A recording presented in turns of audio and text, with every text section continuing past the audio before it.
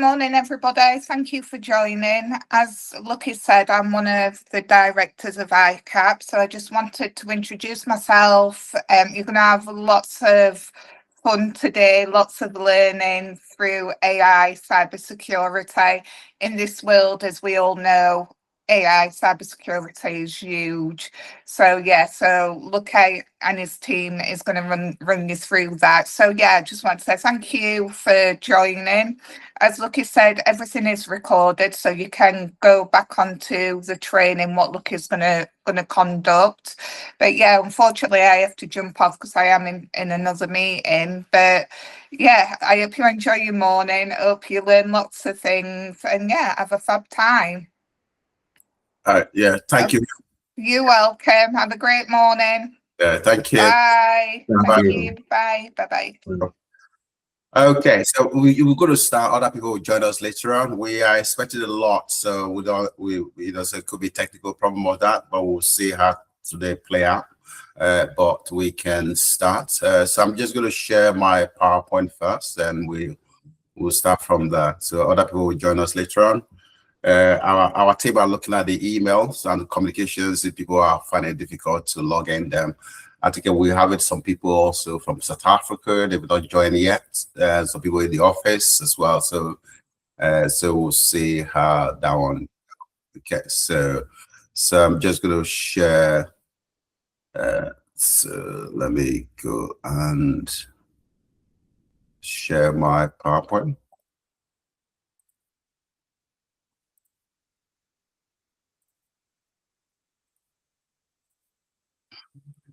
Okay, can everybody see the PowerPoint? Yeah, we okay with that? See the PowerPoint now, yeah?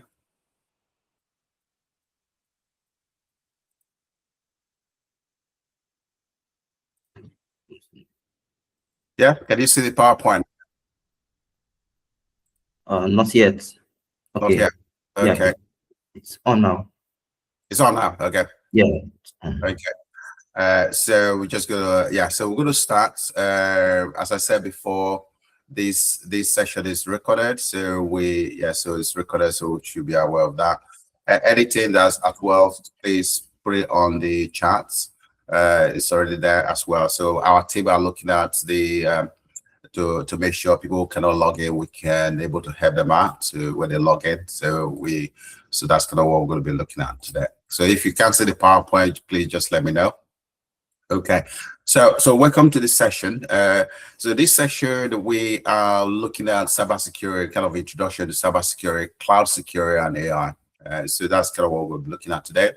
And this is very, very vital, as Rachel said before. One of our directors said this morning that cybersecurity and AI they are all connected to all aspects of IT technology. So even to robotics, even to software development, even to production lines, even to driverless cars. All these are, so whether you are a network engineer or a hardware engineer, no matter what field you are, you're going to be having access to these kind of technology, because is the way forward. So that's kind of what we're going to be looking at today in terms of that.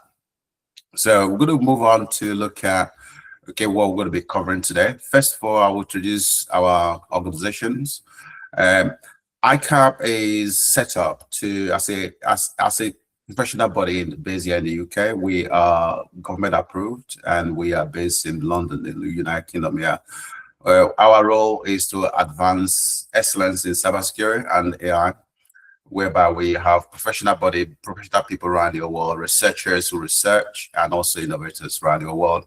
We collaborate, we exchange knowledge, we also look at professional growth of people around the world, and also our focus is also on women empowerment as well in tech. We're also looking at STEM subjects. So we currently now we funded over 50 girls around the world in terms of technology. Our membership now is running into 3,000. So our membership. So we kind of fastest growing organizations. So which is very, very good for us, and this is vital.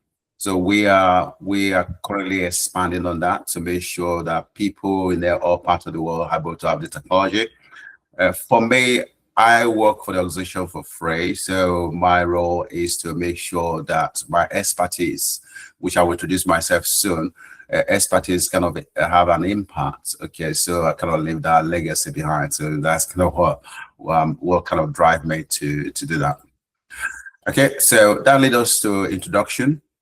My name is Dr. Lokiog. I have worked in many sectors. I work with government, security services. Or currently, I also do a consultancy for various government establishments around the world. I also do some freelance work. Currently, I lecture as well at university and also head of computer science. So my role here is for me to able to bring these organizations to the top. We have a lot of power, people who are behind these organizations. One of our directors spoke this morning. Rachel Shifter is one of the directors. We have professionals, lecturers, and also professors around the world, mostly in the UK here and United States and Canada. So we currently have over 3,000 members, and it's faster growing. So that is me. I've spent a lot of years in cybersecurity, especially intelligence, cybersecurity intelligence gathering, and also in real world and the visual world as well as intelligence officer. And so my role is to bring, and I've come across a lot of things from, as I said before, from software development to networking to automations to now we have an AI being built into it. So that's kind of me. So you are in a good hand today. And as I said before, AI and cybersecurity, they are kind of built around all these different aspects of technology. Right. We also introduce you to Prince Richard Saro. Yeah, you want to talk a little bit about yourself, Prince?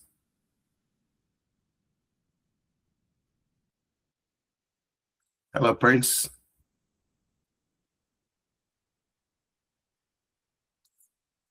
Okay. Anyway, we'll come back to that. So Prince is one of Prince Richard Osaro is going to be one of our facilitators today.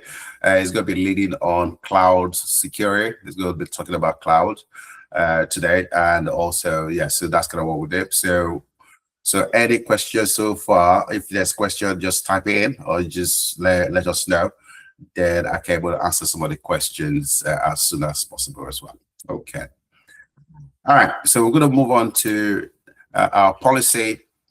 Our policy is very important to us. We are committed to equalities. So diversity for our employee, learners, services user globally. We treat everybody equally, and that is very. So we are in the UK. We work under the Equality Acts, which make us that we can't discriminate no matter what. Some member want to join our member and they don't have resources to do it. We always find a way to make sure they join our organizations because we're very keen. So we respect everybody, every race, every religion. Okay, no matter what aspects or color or culture, we respect everyone in these organizations, and we kind of make sure that everybody's treated equally, whether you're coming here to learn or you are a professional member of the organizations. We make sure that everybody respect the code of conduct that we upheld. We are non-government, so we don't interfere with government. We don't publish anything about government. Our role is we do advise government on certain issues in technology, and that's it. So currently we have some work with governments in some parts of the world whereby we advise them on how to move forward in technology. So some government, they do tell us they want certain research, we have them to do that. But our role is not to tell government what they should do or interfere with how they govern. Okay, so we're not into that. Okay, so complain, we also make sure that people can have access to able to complain. We value that. So anybody want to do any complaint at all, you can complain. We'll respect that. Our telephone number is there, and also our complaint is complaints@icap.org. So you can write to us at 128 City Road, London, and the United Kingdom. So we can also write to us. Any complaint we receive, we make sure we reply to it within 24 hours to make sure that people their views are heard as well. Okay. So that's kind of Next way is a code of conduct. As I said earlier, we have a code of conduct that we upheld.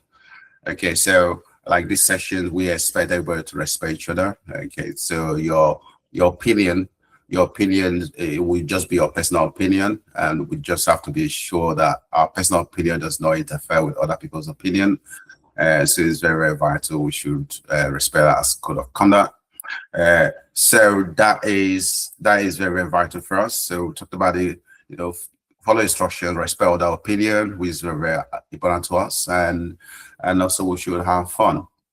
Another thing that we value is a British value. So we're not here to export our democratic systems, but we have British values, which we also expect people to, many countries also have the same values as us. So democratic systems, we make sure that is upheld, rule of law, and also individual liberty as well. So you have a way to express yourself freely in these sections, no matter what, and also respect and tolerance with other people as well. Opinions, just respect other people's opinions. That would be great. Okay. Yes, so this is kind of the ground rules. And also don't forget, this session is recorded, just in case. It's recorded for we're going to upload it in our website. So it's going to be recorded as well. Now, so this is if you want to join the organizations after today's session, you can. It's free for anybody who attend this test session today. If you want to join, we will not charge you for it. You will join for free. So that has been approved by the board that anybody who wants to actually officially join the organization, they can join. And there's a discount there, which I will share later on the screen. And also you have access to a free course. So the training we're doing today, you will have access to that, and there's a training on that, whereby you get a certificate of it. So today, just kind of talking about looking at some of the theoretical aspect of it, but when you log in to go and do the actual course on our website, you will be able to do some practical hands-on, and also you will be able to get a certificate of that as well. Okay, I will share the website later on as we go into this session. Okay. Right, so the code is there. We'll give you a code, which means that that will exempt you from paying, and also how to join everything. We'll share that later on as we go in this session. Right. Any question for the first? Any question anybody want to ask today so far? So far.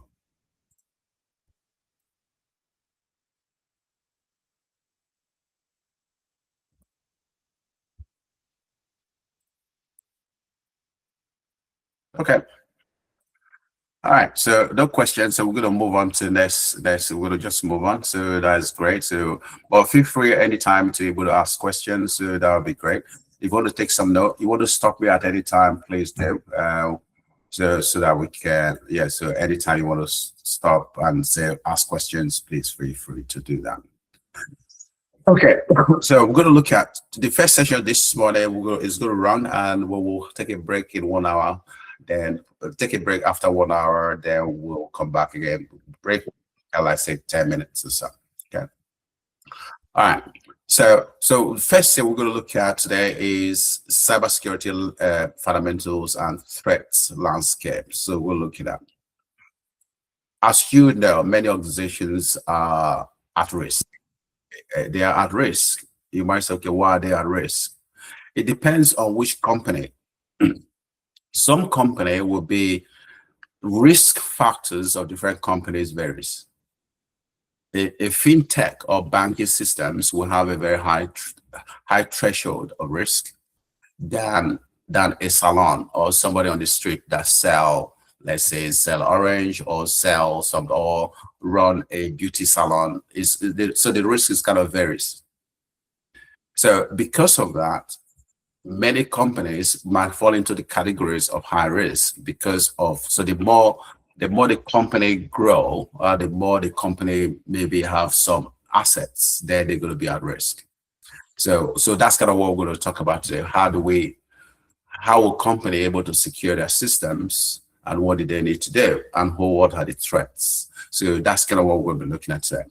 So cybersecurity is what is cybersecurity? Is a practice of protecting systems. You protect the network, you protect the data from digital attacks. Now you might say, okay, well, how does that work? I'll give you an example here in the UK. There's a company, it's a family-run business. They are haulage company, they are transport. They have all these big trucks that, you know, carry goods around Europe. But what they forget is that they've never been attacked before. They've been running their business for over 50 years. Okay, they have over 100 trucks. They have a lot of database on their customers, of payments, on their banking system, everything is in-house. But what they forgot is that as they grow, their risk also grow. So what happened was that they were attacked by ransomware. So the ransomware was attacked and the organized criminals demanded about £5.6 million. That's the demand. And all their data was encrypted. Because when we talk about ransomware, it's a software that just works like encryption software. So they encrypt all the data and they demand this money. And at the same time as well, because of the law, the company have to report the data breach, okay, to the ICO, which is kind of our body that you have to report any data breach to. In that case, they're going to be fined, and also their customers, which their data have been stolen, they're going to also, okay, sue them to court. So the total bill, if they have to pay the ransom, which is a lot of millions, plus the legal costs, plus fines and so on, it run over 150 million. Now, so what happened was that the company have to close business. They have to close because they just cannot. They cannot. So they folded the company. The company folded, they lost all their assets. All the company asset was frozen, okay, to use to settle the customers and settle all the customers that have litigations against the company.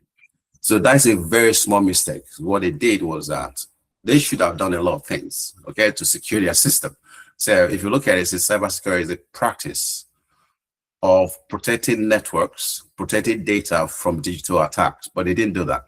They didn't, okay, because they are naive. They were thinking that, well, if I spend money to secure the system, it's not going to bring me money. So if I spend, let's say, $500,000 to protect my system, yeah, that $500,000 will not bring an income to me. So why should I spend that kind of money? Now, but if you look at it now, is worth doing. It's worth doing. So if they've done that, then they should be all right. But they did not do that. So you can imagine why companies are very naive that it's not going to happen, but it could happen. It's just like insurance policy. So if you take an insurance, you are preempting that something might happen one day, even though it might not happen in your lifetime, it might happen. So it's a matter because cyber incident can lead to data breaches, financial losses, which I just give an example, operational disruption. So there could be disruption. There could be damage of trust and reputational damage. Okay, reputational damage of the company.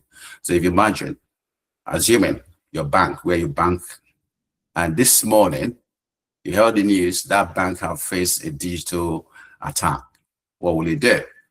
The first thing you could come to your head is that it's my money safe in that bank. Now, if it's severe, you're going to see people going to try to withdraw their money out of that bank. They already have a reputational damage. They would lose their customers. They would lose profit. So this is very, very vital. So many companies don't understand that. We're not just talking about, it's all over the world. People think that, oh, the West, we are in the West. We have all this technology, everything works perfectly well. It doesn't. It's not the same. We are all in the same level of security risk, the same level. Okay, the story I shared this morning is about a company based here in the UK. So it's not based in somewhere developing country. That's not everybody faces the same landscape, okay, of these digital attacks. So a core concept, there's a core concept in cybersecurity. It's called CIA triad. Okay, it's not actually CIA like American spy group. No, this is just a CIA triad. It's a pillar. It's a pillar of cybersecurity. That's where cybersecurity starts from. So if you're branching into cybersecurity, that is the entry point. You must know these three pillars. And companies, they should be able to look at these three pillars, because if they fail to able to look at these three pillars, their company will face digital attacks. So CIA triad is broken down into different sections. So we have the confidentiality, okay, integrity, and also so we're going to look at it step by step. So we'll look at, first of all, let's look at confidentiality. What does that mean? Well, confidentiality is that making sure that information is accessible to those who are authorized. What are those who are authorized? You might say, okay, how would that be in practice? Well, let's look at online banking. If you bank online, there are risks. Company at risk, customer at risk. Now you might say, okay, why is that? Now, when you bank, the bank have to ensure. So these are the key points of this confidentiality, this CIA triad. As a bank, they have to make sure their security departments or SOC department, whatever, who handle that. They have to ensure that this CIA triad is very, very carefully taken care of. So online banking, the bank have to encrypt your login credentials. So when you log in, it have to be encrypted. Whether you're using your mobile banking or you're using the online desktop banking, it have to be encrypted. You might say, okay, how would they do that? Well, it's built into the software.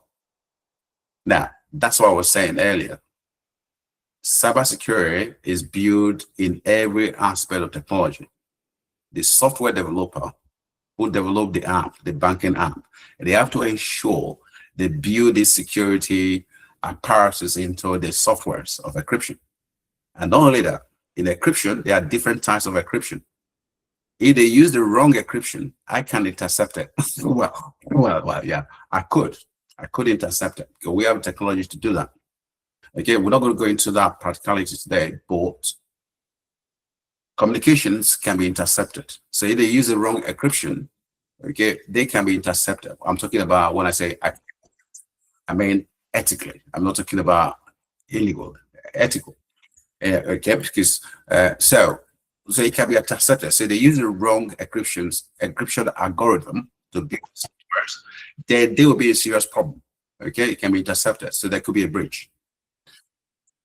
However, the bank have to encrypt your login credentials and account data so that attacker cannot read them. So when it's intercepted, I give you an example. If you go to a hotel or you're traveling on the airport and you decide to log into public Wi-Fi, you are in serious trouble. You are in serious trouble. You might say, okay, why is that? Well, if I'm traveling and I go to an airport or public Wi-Fi and I log into my banking system, okay, so and that banking system is not, or app is not encrypted. It doesn't have encryptions on data in transit when it's being transferred. Somebody can intercept it. There's a device you can use to intercept that. Okay.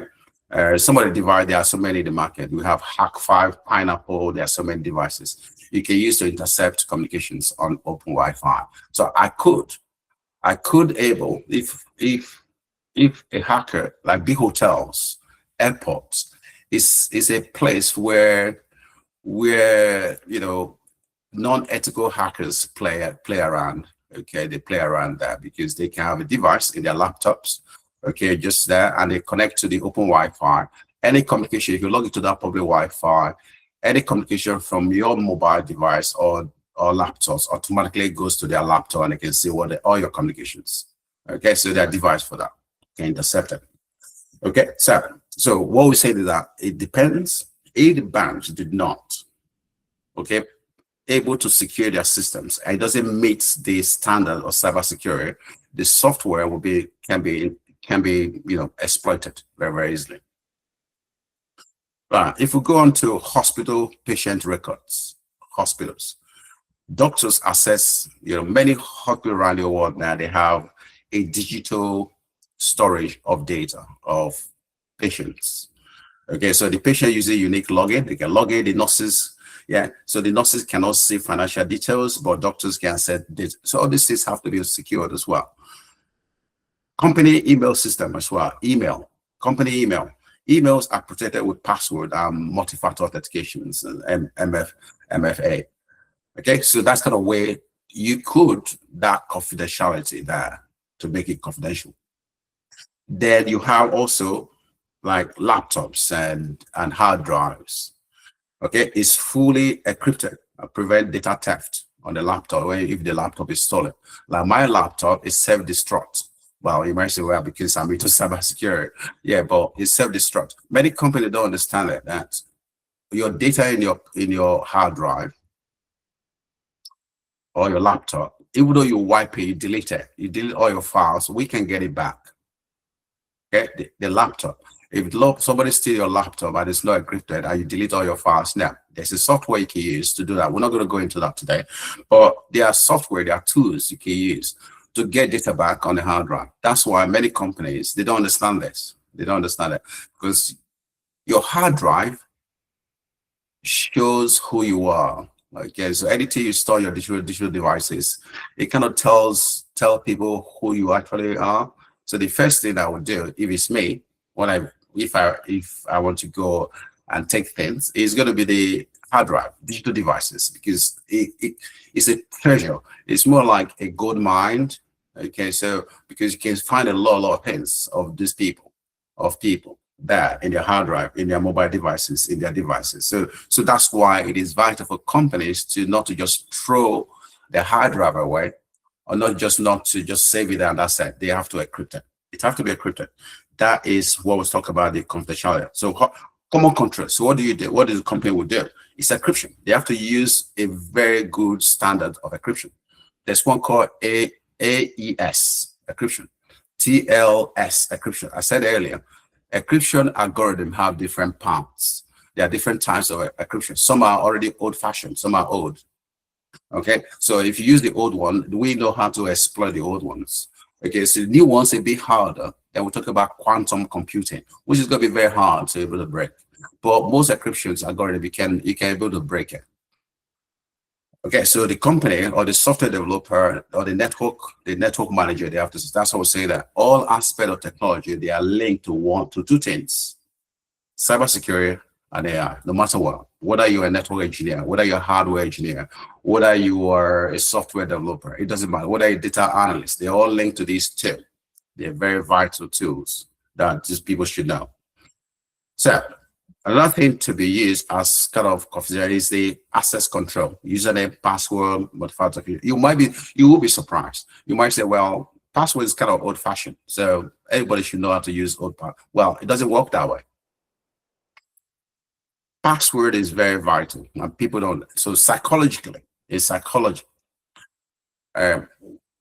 We as ethical hackers like myself, we understand the psychology of human.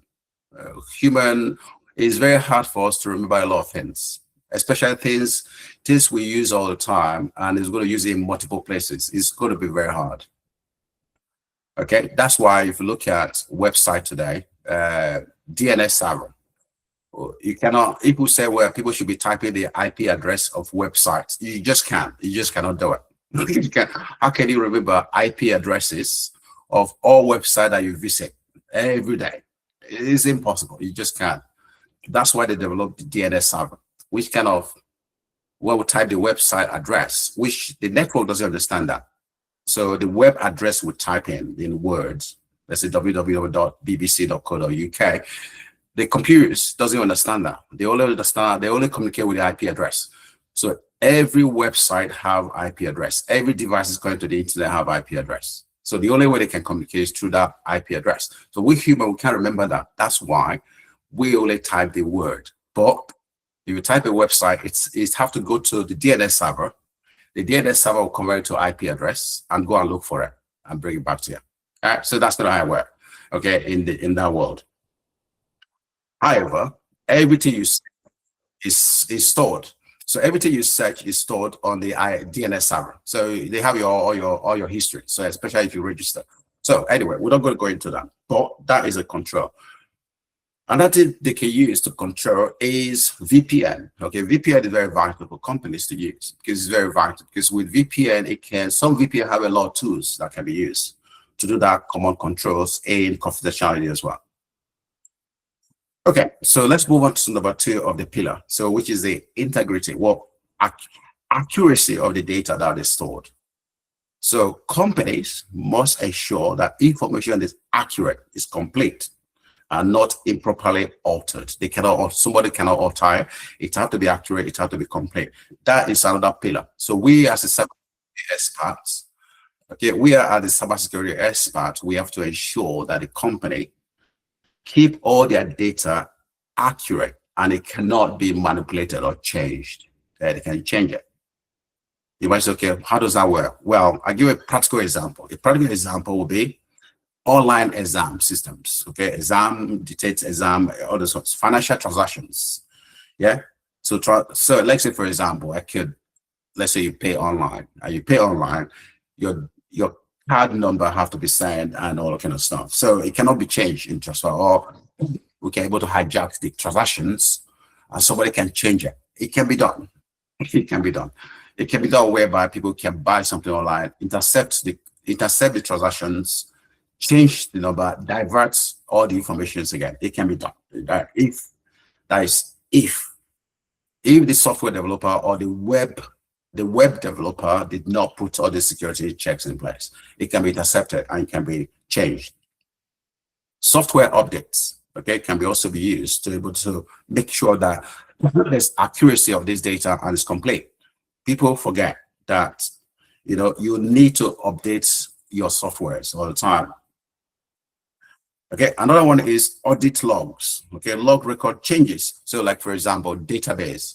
In the database, you can use what we call SQL ejections. Okay, maybe some of you might have heard it. SQL ejections is a method whereby you can use SQL script to intercept. You can able to break into a database, especially web-based database. Okay, like online stores, online banks, any web applications that stores data. For example, you can store username, password, you can store your name, address. Yeah, you can use SQL ejections to do that. We're not going to go into that today, but SQL ejection is very, very vital for manipulating data. So another thing, if the developer of that software did not build these security checks in place, like validation checks and so on in place, then somebody can use SQL ejections to gain access to the database and change it and make a copy and do whatever you want to do by using SQL script to do that. Yeah, so that's very, very vital. Now, let's look at the control. What would company do to make sure all their data have that integrity and accuracy? One, they can use hash. We're not going to go into the hash. Hash is a very good tool for securing data. So, for example, your login, if you use password 123,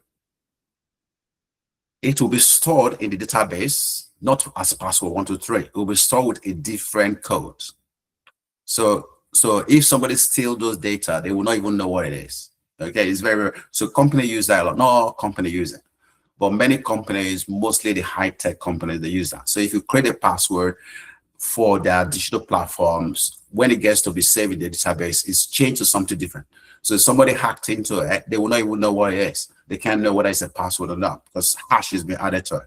So, and you have different types of hash. The latest one is hash 256. Anyway, we're not going to go into that. There's also checksum, which is kind of used to check whether the data is accurate, and also audit trial. So there are controls company can do. Okay, next one is availability. How will company make sure the data is available? Let's look at e-commerce website. Well, e-commerce website, their server have to be kept online in high traffic. Some companies, their website cannot afford to shut it down for even 1 minute. 1 minute. Just for 1 minute, they would lose millions. That's how it is.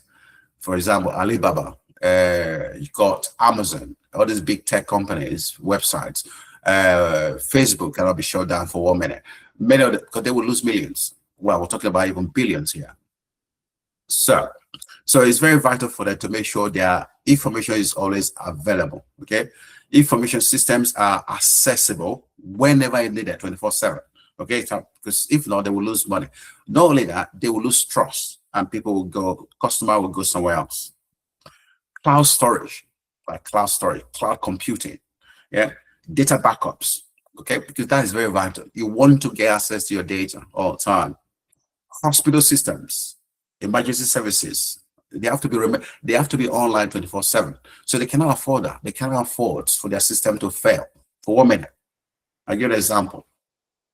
Last year, there's what we'll say is there's a technical outage. I don't know whether you guys hear the news.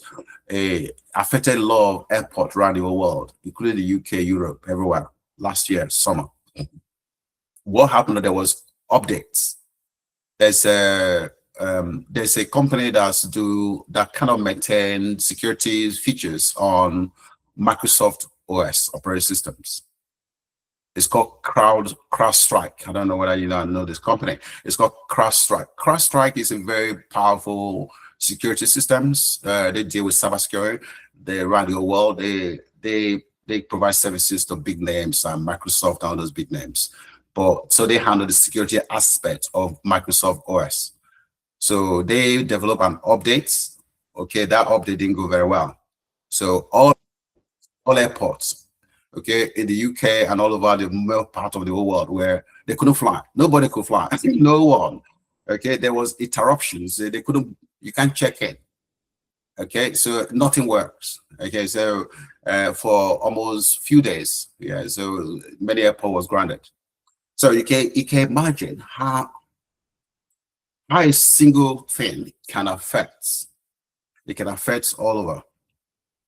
Yeah, okay, very good. So somebody have heard about the CrowdStrike. Yeah, so this is very vital. It's very vital for company. Many companies don't understand this. They have to have plan B. Plan B means that, which we're going to be talking about later on, they have to have plan B. Even for your personal lives as well, you have to have a plan. You have to have a plan. You cannot be using your mobile devices hoping that, oh, nothing's going to happen. Well, their technology, something can happen. Have you backed up your mobile phone before? Have you ever even backed it up? Have you have all your data saved somewhere just in case if you fail? These are kind of things you cannot look at. If you're going to go into cybersecurity, you have to also ask yourself, all right, if I'm going to do this for companies, have I done that for myself? Did I make myself vulnerable? Did my devices get backed up? Did I have antivirus software? So you start to question yourself as well. Right. Also, there's something called DDoS. I don't know whether you heard DDoS protection, because it's kind of traffic filtering, and you keep services available during attacks. So if there's a DDoS attack, the company can withstand it. It's called DDoS, kind of traffic filtering. You might say, well, we're not going to go much deep into that, but that's a big one as well. There's a software, there's DOS, and there's DDoS. There are two. The DOS, you can have a software. I'm not giving you the software, but there's a software you can use to attack a web application or any website. You can shut it down. Depends. If that website does not have DDoS or DOS protections, you can shut it down. You can shut it down with the traffic. You might say, okay, how would that work? Well, there's a piece of software you can get. We have it to test systems. So for ethical reasons, we use it for test systems.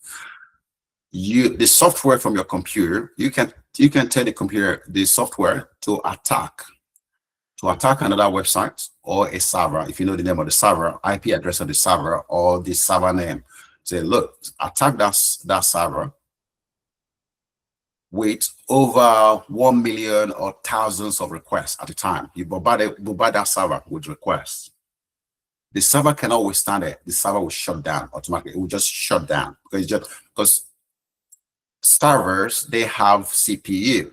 That's what I said earlier. Whether you're a computer engineer, you need cybersecurity. Yeah. So the server have CPU, and CPU, they have processing power, and also they have amount of things they can take. Okay, if they cannot, they just kind of freeze and they can shut down. Okay, so you can shut it down, that server down, you disrupt. It does not damage computers, it does not steal data, but it's kind of disruption. You can disrupt. Okay, so if you shut its server down, it could take hours. Sometimes it can take days for the server to get back up again. You might say, okay, why? Because if a server shut down automatically, there are many software that has been running before. Those software can be corrupt. And when they are corrupt, for you to recover them again might take time. Some might even have to reinstall the software back. A small business or a school, it could take a couple of hours for the software to get back on. But can you imagine big companies like MasterCards, Visa cards, Amazon, if their server, Microsoft, or if their server shut down, it could take days, weeks, months. Okay, so, but they know how to deal with it. They have a lot of things that we're going to talk about what they do to make sure they stay online 24/7.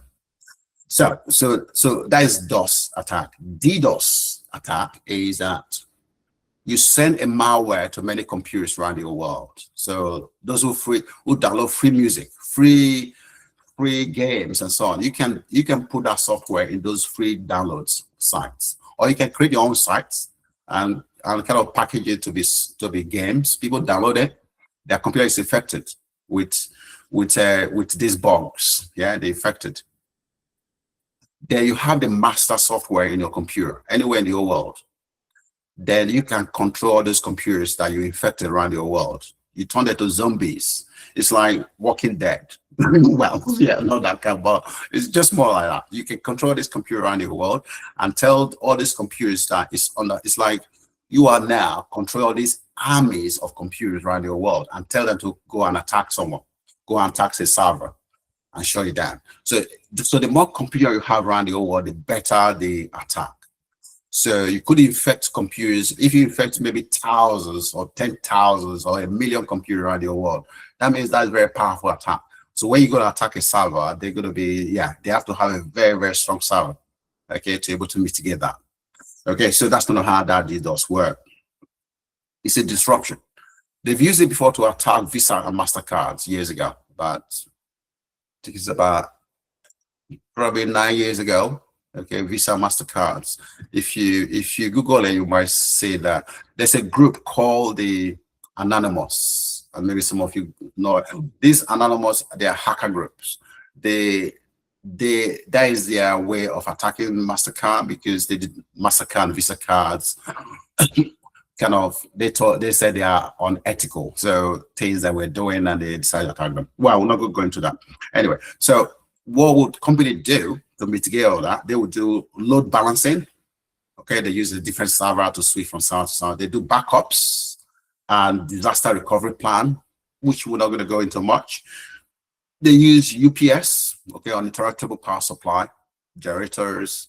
They use DDoS mitigations softwares to be able to mitigate other DDoS and so on. Okay, so let's look at the real world. ATM system. ATM. Confidentiality of ATM is PIN. The PIN number is encrypted.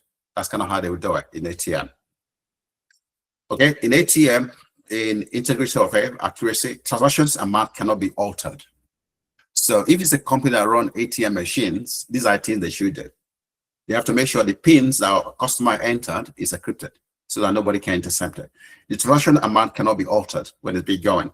The ATMs remain operational even if one server fail. Okay, so you can see how the ATM system can able to obey the CIA triad. Okay, so you can able to obey it, because they have to make sure the IP number is encrypted, the transaction amount cannot be altered, and also it's always operational, even though if one server failed. Okay, and that server take off. Yeah, we okay with that? Okay. So let's move on to cyber threats. So what are the threats? Well, cyber threats come from all different threats actors. These are actors that in this world, they are into that. Their role is to, we're going to exclude ethical hackers this time. We're looking at all these threat actors, what kind of threats company will face. All right. This also includes cyber criminals, okay, seeking financial gains, insider threats. Yeah. Somebody's inside the company, okay, can pose a very dangerous threat to the company. Okay. Nation states, countries that sponsor cyber espionage or large scale attack. Okay. So we'll look at it. So let's look at cyber criminals. What is their motivation? Well, cyber criminals, they operate as a business. Okay, they have a lot of resources. There are a lot of resources they have. They have a lot of resources, and they are motivated by financial gain. So people think that, well, you know, when they watch movies, they just tag that and they can just hack into the system. It doesn't work that way. In real world, does it? It doesn't. Because I've been there many times. I'm still doing it. It's ethically. It doesn't work that way. So the cyber criminals have to spend a lot of time and money as well. Time and money. So they will kind of do what's called intelligent gathering. They have to gather intelligence of the company they want to attack, or they have to go. So that could take some time. Then they have to find ways how they're going to deploy their vectors, how they're going to attack the company. That is another thing they have to do. So they could decide to choose phishing, ransom, they could choose fraud, data theft. So it depends on the intelligent gathering they've gathered about the company. Then they will be able to formulate what kind of way they're going to attack the system. So it's not just like things they're going to do it one day and they just get it, or a few minutes and just hack into it. It doesn't work that way in the real world. It doesn't. Okay, it takes time. And it takes patience. It takes intelligent gathering. It takes how you're going to get into their system, because that's the key in it. How you're going to get in and how you're going to get out without being caught. Okay. So it's just like real world. If you want to go and boggle somewhere, well, you have to think about, well, how am I going to get in? What am I going to take? How am I going to escape? Just look at how it is they do. So they have to plan it. It's about planning. So that's why companies don't understand. They don't understand how these people operate. They have a lot of money and they have a lot of resources, and they're going to plan it very, very well to see how they're going to get in. So, and they have the time, and they have the patience, and they have the money. They will have another group called the activists. Activists, they are driven by political views or social causes. So I told you about the hacker group called the Anonymous. Anonymous are hack activists. They are people who are driven by political views. Okay, they carry out website deface, the deface website, data leaks, DDoS attack or DOS attacks to spread their messages. So that's kind of things they do. They have the insider threats. Somebody that works inside the company, employees, contractors with unauthorized access. You might say, whoa, that mean that they should spy on staff? No, it's not that they should spy on staff.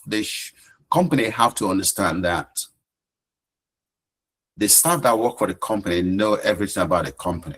So they are they could turn against the company, and the company have to ensure that these people work for them, mostly those who handle sensitive data in the company, they are treated very nicely. Because if not, they could cause a serious damage to the company. Serious damage, especially if they know what they're doing. Okay, so contractors, employees with authorized assets, they will know how to manipulate the system. Okay, many can cause intentional harm, yeah, or accidental or mistakes. It depends. We're not going to go into that as such. Then we have the nation state actors, nation states. Okay, these are hackers or cyber criminals or any group that are sponsored by governments. Okay, governments sponsor them. Many countries, I'm not going to mention any country, there are some rogue, we call them rogue states. States that sponsor cyber attacks around the world. Okay, there are many countries that does that. Okay, they conduct espionage. Espionage means sabotage and disruptions and so on. They do that. Okay, they could able to attack power grid, like national critical infrastructures. When I say national critical infrastructures, like airport systems, national grids, traffic lights. Most traffic lights are controlled by softwares. So if you attack traffic lights, they could attack maybe the National Health Service. Okay, and so they can cause, or they can attack government systems and so on. So because they are sponsored by states, so they conduct espionage, they conduct surveillance, cyber warfare against other nations, okay, or organizations. They do that, okay. And many countries, they are at war, which we don't see. Okay, they are at cyber war, or that we don't say it, but it do happen. Okay, it's happening right now, whereby many countries now have their cyber armies. Okay, that they have. UK, we have our own here in the UK, but it's well known anyway. It's not a secret. Okay, we have our Cyber Defense Command. Cyber Defense Command, they are elite groups, selected hackers. Is to defend the United Kingdom. So many countries now having that because it's very necessary for countries to have their defense, not in the military terms in the real world, but also in the cyber world as a cyber defense against cyber warfare. Then we have the script kiddies. Script kiddies, they're not because they are kids. No, that's not the point. The name given to this group, it just is given to them because they don't have a technical knowledge of networks. Okay, they are inexperienced attackers. They just use already made tools. Okay, so they can go on dark web and they buy ransomware as a service package. It's a toolkit that people, they will buy on the dark web, and they will go and they show you step by step how you can use it. Okay, so they're like, or they can buy some tools that they can use to experiment. So sometimes they attack system for fun. They want to show off for their friends or that, out of curiosity. They just want to experiment and see, well, how will it work? So they are very, very dangerous because one, they don't understand how this thing works. They just go and do it. But I've learned on YouTube. They've gone on dark web and buy these tools and they deploy it. And that is very, very dangerous. But also they made a lot of mistakes because they are not experienced enough, so they get caught very quickly. They get caught because they're gonna leave some trails, okay, behind. Because in digital world, it's very hard for people to hide. You might say, it's very hard to hide. You could hide for a very long time, but it's possible. It depends on the crime.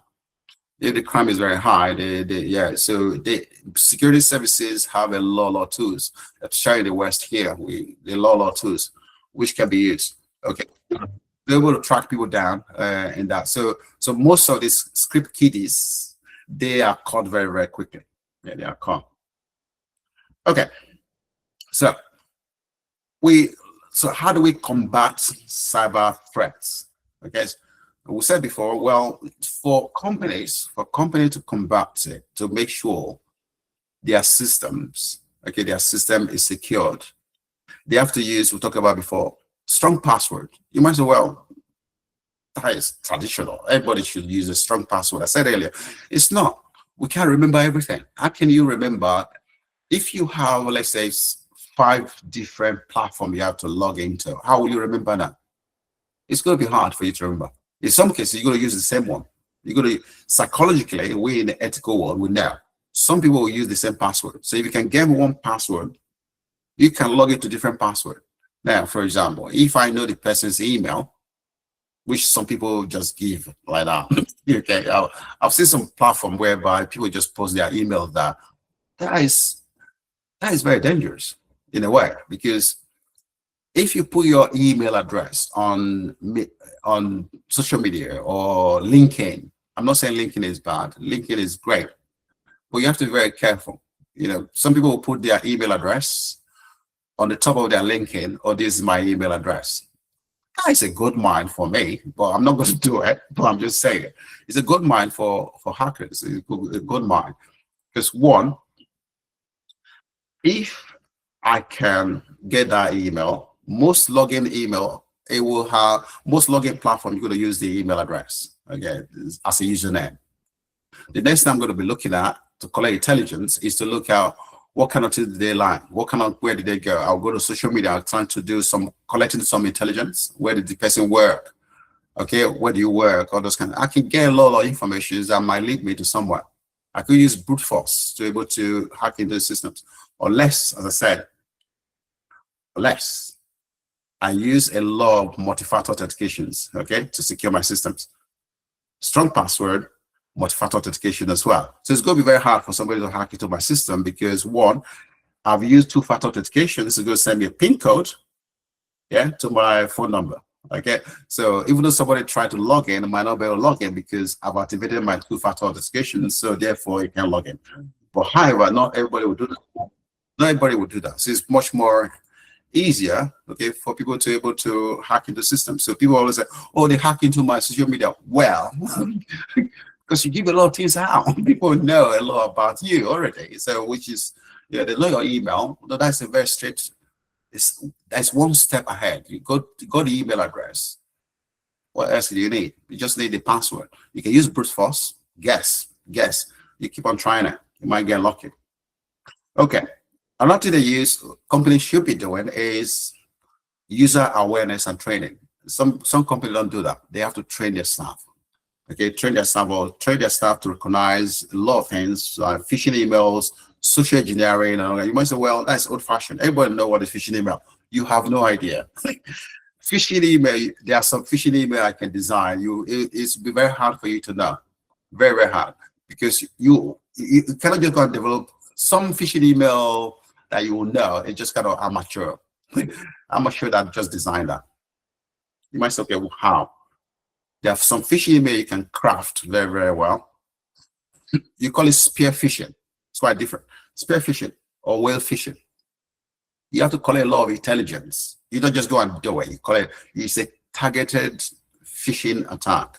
Targeted. You have to do a lot of research about that particular person, about that company. Research it to the hell. And you know their email signature. How did they send email? What kind of language they use? You cannot phone them or you send them email first. You send the email, they reply. Then you kind of know how they write their emails and all that. Then from there you kind of craft it. Then you know the people who work in that company, you know the managing director, you know. So it could take months for you to really collect all this intelligence before you fire them with phishing email. Okay, so people think that, oh, phishing email is, I know phishing email. No, you don't. You have no idea how sophisticated. All this collection of this intelligence, you cannot use AI, some AI in the dark web to craft a very powerful phishing email attacks. And the company will have no idea. They're going to fall for it. That's why training is very vital. Training. Because the staff going to say, well, I know about phishing email. I can't spot any. No, you can't. You just can't. Okay, so social engineering as well is very vital. Okay, social engineering, you might say, well, yeah, that's easy. Somebody call me, I know. I just say, hang up. No, it's not. You have no idea. Okay, how crafted. They're going to do a lot of intelligent gathering. It's not just something they're going to just craft. It's going to be very, very sophisticated, okay, about social engineering. So people don't understand that. So companies don't understand that is very vital. Most of the attacks is due to human error. 82% of cyber attacks is human error.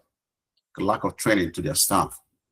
They don't conduct simulations, okay? Simulations of phishing attacks, they don't conduct that. System updates, system software protections as well, antivirus software, patch updates, all these are very vital. Companies don't do that. They think that, well, they're going to spend money in buying antivirus software. What's the point? Well, antivirus software, like you guys, you should be having, like me, I have antivirus software in all my systems, not at work, at home. And all my, I have antivirus softwares in all my devices, even my mobile device as well. Okay, so they are up to date. It checks everything I did. It checks everything. Okay, so why company can't do that? Because they're thinking that, well, they're going to spend money buying all these tools that will not bring money to them. But when there's cyber attacks, it's going to be severe. Okay, so having up-to-date applications is very vital and up-to-date. Now, many companies make mistakes of this. They don't want to spend money on upgrades, their softwares and all that. It happened here in the UK. I'm not, because I said earlier when we started, it's not cyber breaches or cyber or digital attacks, it's not only for one country. It's not for developed no, it's everybody. Developed countries in the West here, Europe, United States, and they even suffer more attacks. There is a case of in the UK here, NHS. It's a national hospital. It's a national health service. It's big, massive. Okay, so some of them where you're still using Windows XP. Yeah, Windows XP in 2017. At that time, the Microsoft said that they're no longer maintaining Windows XP. Okay, they will not. There's no patch for it anymore, and they were not going to be supporting Windows XP. But many companies around the whole world are still using it, and even here in the UK, they were using it, Windows XP. However, if there's no patch for a software, there's a problem. The problem is you can easily find a loophole. Okay, because when they send updates, to update your softwares, there are reasons for that. Reason number one, there could be a backdoor or a bug or an error in that software. That's why they're patching it. Two, there could be upgrades to upgrade the security of that software. So people don't understand it. So if you don't update it, one, you could leave your system or networks into a problem. So that means that somebody who knows that error they patched can be able to hack into the system through the back door. Okay, you don't have the security updates, then they can be exploited. So you could have this problem. So that's what these companies and also some of the NHS hospital here did not understand. That the Windows XP, there's no patch for it anymore. There's no service upgrades. So therefore, if you're using it, you're at your own risk. So what they should have done is to upgrade to Windows 10 at that time, or remove it entirely and get a new, which they did not do. Then a hacker exploited that, exploit the loophole, and they deploy ransomware. It's called WannaCry. I don't know whether you guys, some of them might have heard about it. It's WannaCry malware. It's a WannaCry ransomware. The WannaCry ransomware encrypted all data. Any computer that was using Windows XP that's connected to the networks, they were all infected. And the hacker was demanding money in Bitcoins. Okay, so these are the problem. So if you don't have, I'm not going into details about what happened next, but if not, we'll be here forever. So, but what I'm saying is that if you don't have a patch, updates, or software that is still in maintenance, you better remove it. Like me, I don't use app. I check the app. If the app is no longer on the update, I remove them from my mobile device. In our network, we remove all the software that is no longer being maintained, because you would have. If there's no update again, why use that software? You remove it, use another software. But some companies will continue to use those softwares that is out of date. Okay, it's just like, for example, I've been to some country where they use POS. Okay, point of sales terminal. They have all this old-fashioned one. They're still using it. Well, I was able to show them, say, look, some of the banks say, look, this system you use is flaws. It's flaws because it's still using the old systems of softwares. Okay, so you need to get a new ones. Oh, it's going to be expensive. Well, this is how it can be done. This is, and I show them how it can be done, because the traction coming from the system,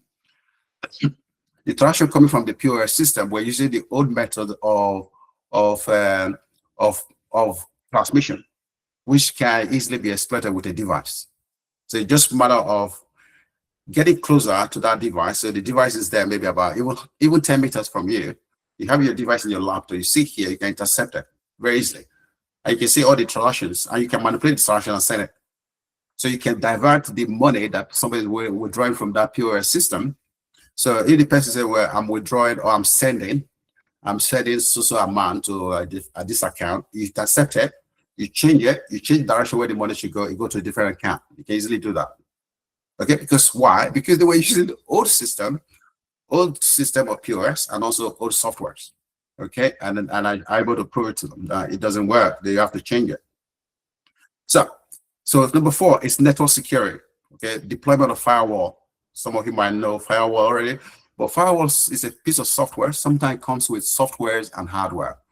Cisco produces a very good firewall. Okay, I know that companies, they produce firewall, which is plugged to the network. So as I said earlier, no matter what, whether you're a network engineer, you have to know about cybersecurity, because firewall is part of the work they will do. Also, intrusion detection system. These are devices you can use to able to protect the systems, okay, and so on and so forth. Data protection, encryption. We talked about that before already. Encryption, data backups. You have to back up. Some companies have to back up in 3 places. Backing up data is very vital. Okay, so because if for example, that story I was talking about, the ransomware, WannaCry ransomware, what they did, they didn't pay the ransom. They didn't. Many companies didn't pay it. They said, why? They were so confident. Why did they not pay the ransom? It's because they have a backup. They have a backup. So you're having a backup of your systems. If you have those backups, it's quite easy, because you can tell them, say, look, bug off, I'm not paying it. So what you do is that you restore you kind of clean all your system and upgrade all your systems, and well, it's going to disrupt. It's going to take weeks. Okay, some of the company here in the UK, mostly the NHS, it takes them months. Okay, it takes them almost 8 months to get their system back on, or they have all their data, which is maintained. If you don't have your data, that's it. You fried, basically. Because how are you going to tell the customer that all their data is gone and you can't even go back to business? It's not possible. It's just not possible. How can you go back to business?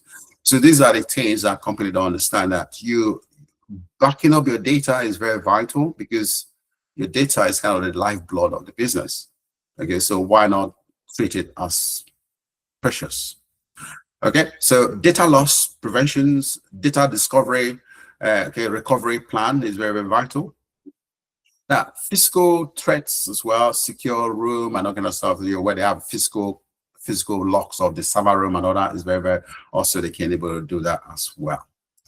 Okay, so what we're saying is that in a summary, okay, before we take a short break, then my colleague, Chris, will take over. Is that what I've done this morning is I break it down. I said, well, if you are coming to this field, no matter what, whether you're doing technology or not, all aspects of technology now is bound by cybersecurity and AI. Engineers, the network engineers, hardware engineers, software developer, data analytics, no matter what, robotics, it's all built around cybersecurity and AI. So it's very, very vital to be able to know how this thing works. And I said, well, if you are in this field of cybersecurity, you have to know about the CIA triad, which is very vital. It's a pillar. It's a pillar of operations that companies have to follow. Okay, I give a very good example of that, how this will work in different aspects. Like, for example, talk about like in all banking, say that where banks should encrypt their login credentials, okay, and accounts, so that attacker can't read the data. Very vital that. We also talked about, okay, how accurate the data should be. Yeah, so the data have to be accurate. And we said as common control involve also hashing algorithm as well to be able to do that. So we talked about a lot of things this morning about how they can deploy, malware, how attack different types of threats, actors, cyber criminal, insider threats, nation states. We looked at all that this morning. So we're going to move on to question and answer. Then we're going to take a small short break. Then Richard will start his session. Any question anybody want to ask me first?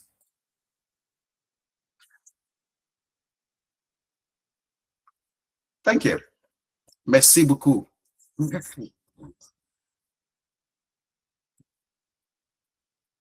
Okay. So as I said, there are a lot of things to take in this morning. I do get that. There are a lot of things to take in. When you come into cybersecurity, some people think that if you cannot ask me a question, I'll just go make this before we go. If you are thinking of coming to this area of cybersecurity, there are things you have to also consider. You have to know about hardware as well. It's very vital for you to know about hardware, because you have to know how the hardware actually works. Okay, you have to know about this, mostly the processing power, server.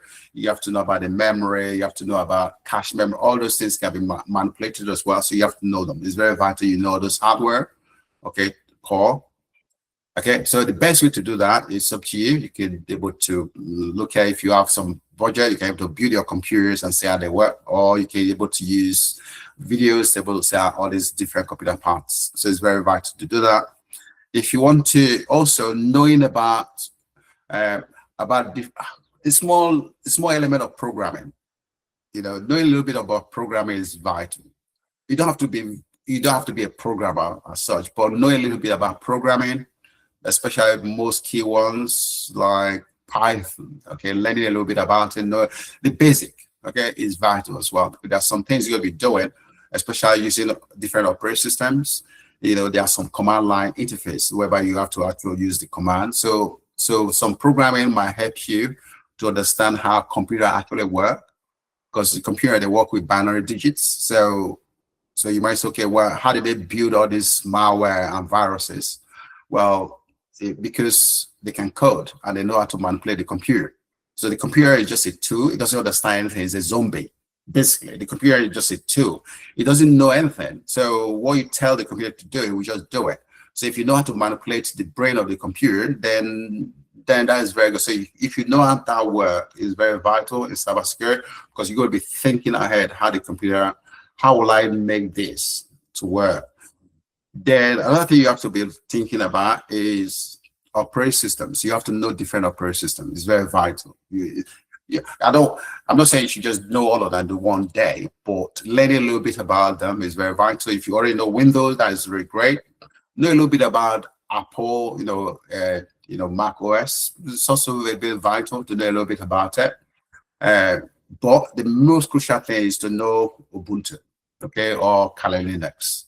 Okay, start to experiment with Ubuntu first, Ubuntu commands, start to experiment with the basics, okay, because that's a lot you have to do. Then when you move on to Kali Linux, that's where the job done.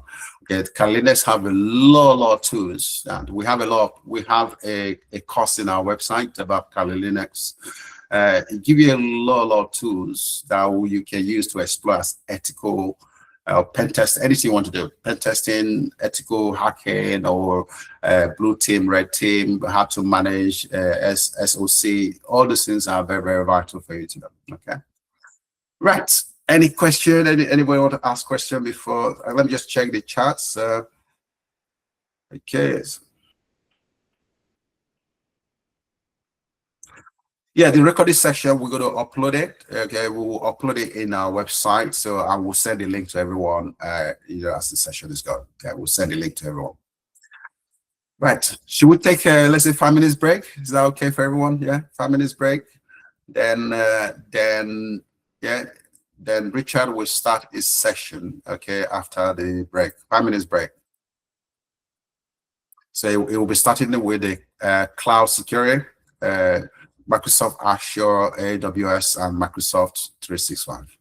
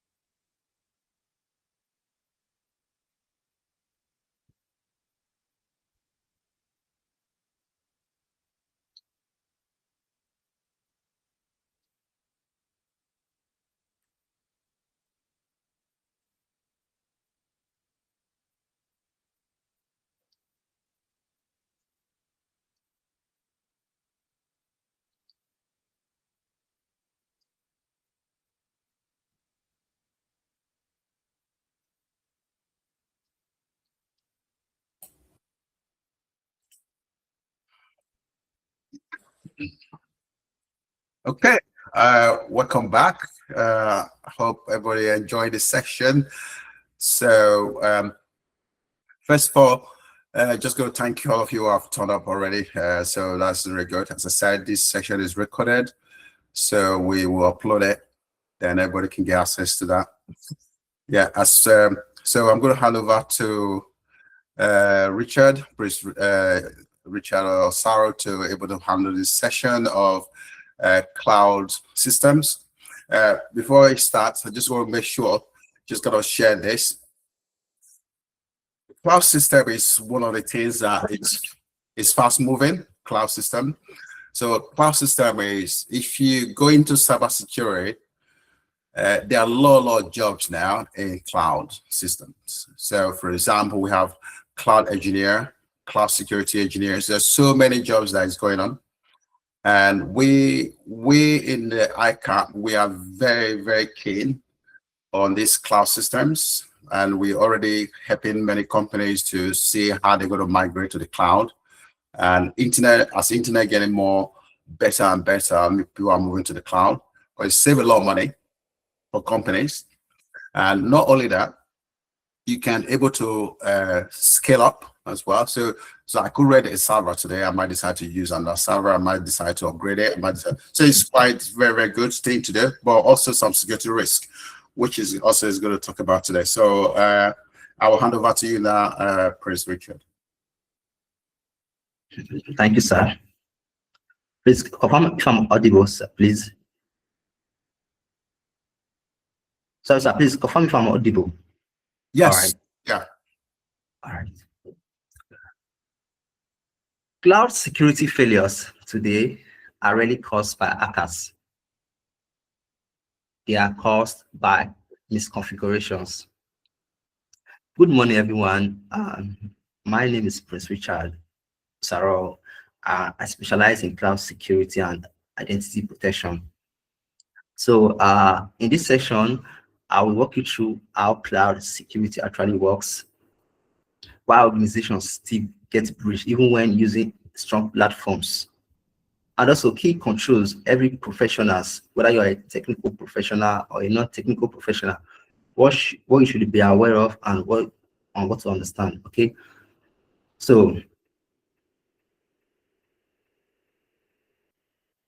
all right, so before we talk about security, we must first understand why cloud computing became so widely adopted.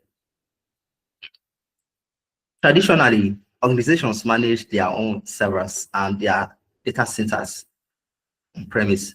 So that meant huge infrastructure cost, constant maintenance, hardware failures, patching, power supply, cooling, staffing. So there is limited scalability. There's in terms of scalability, that is not to be talk of low speed. There's little flexibility. So as digital demand grew, businesses needed smarter systems that could scale quickly, deploy faster, and also adapt to changing workloads. That was how cloud computing came aboard. So cloud computing solved all this whole issue of scalability, speed came up, and this efficiency. So for example, instead of buying servers that might sit unused for months, organizations can now deploy these infrastructures in minutes on cloud and scale it instantly.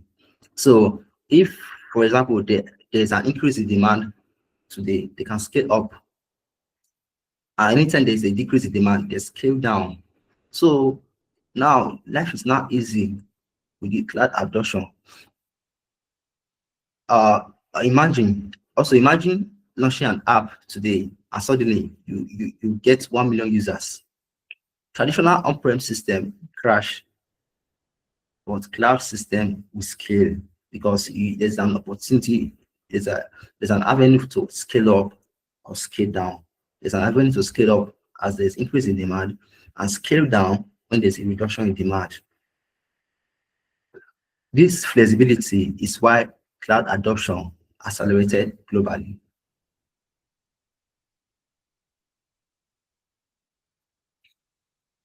Now that we understand why organizations move to the cloud, let's define cloud security. Cloud security is the practice of protecting data, your identities, your applications, and your services that are hosted in environments such as like the Azure, AWS, Microsoft 365. So this platform, cloud platforms are extremely secure by design. But here's the reality. Most breaches don't happen because the platform is weak. No, they happen because of misconfigurations or poor access control. Let me give you a real world example. For example, there have been real cases where companies expose customer data simply because a storage container was accidentally left public. Millions of data was exposed. You can see in this scenario, there was no hacking to use, just one wrong setting. This is why awareness is just as important as technology.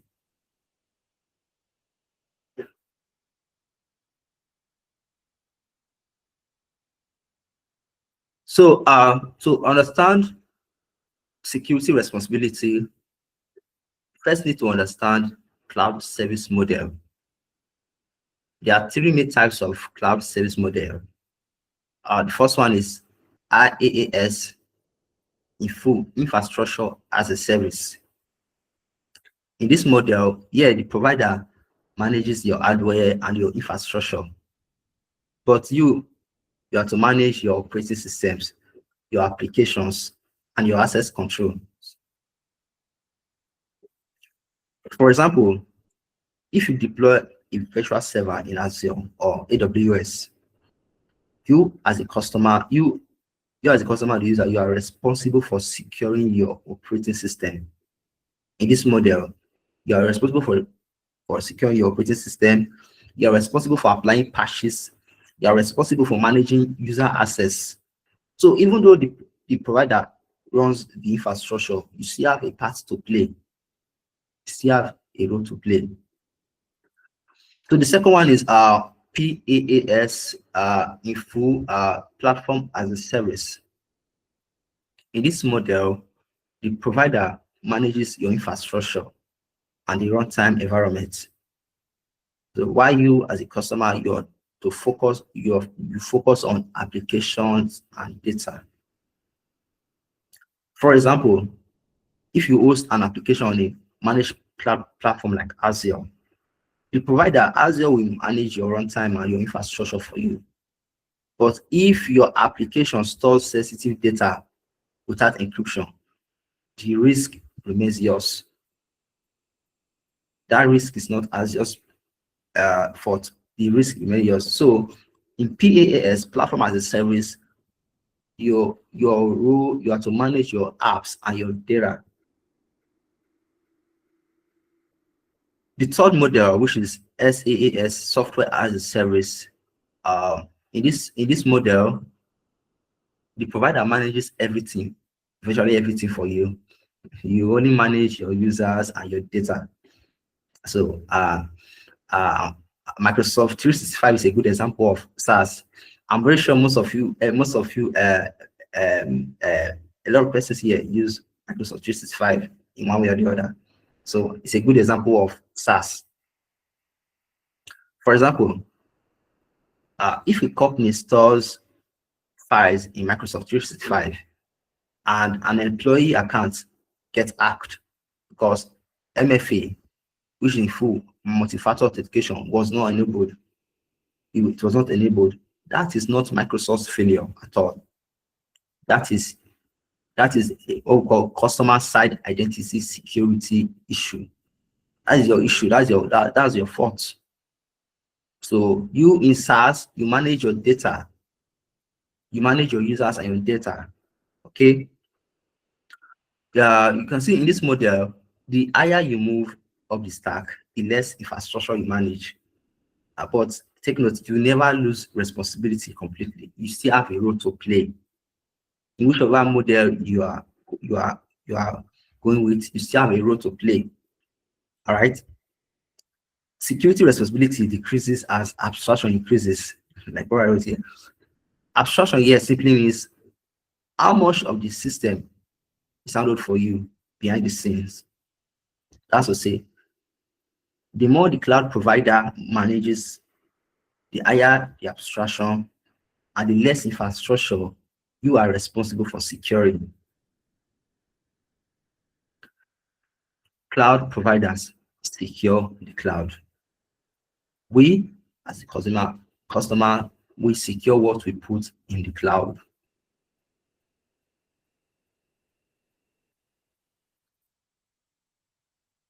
This brings us to the most important concept in cloud security, which is the shared responsibility model. Cloud security works on what is called the shared responsibility model.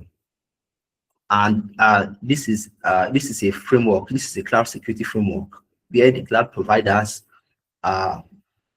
secure the cloud, while the customer secure what they put inside the cloud. So this framework governs what provider secure and what you as the customer you are securing. The cloud provider secure the physical data centers, they secure the hardware, they secure your infrastructure, they secure core services on the cloud. You as a customer, you are securing your identities, you're securing data, you're securing your apps, you're securing your configurations, you are securing everything you are putting in the cloud. So provider secures the cloud, customer secures what's in the cloud. You're securing your accounts, your permissions. So this is what the shared responsibility is all about. This framework governs what different parties are securing. So, for example, if a storage bucket is publicly exposed, that is not the provider's fault. It is a customer's misconfiguration. Also, if an administrator account has no MFA in place and it gets compromised, attackers can take control even though the platform itself is secure. Most cloud incidents today are configurations failure. They are not platform failure. Sincerely, most incidents that happens today, they all comes from configurations failure, not the provider's failure or the platform failure.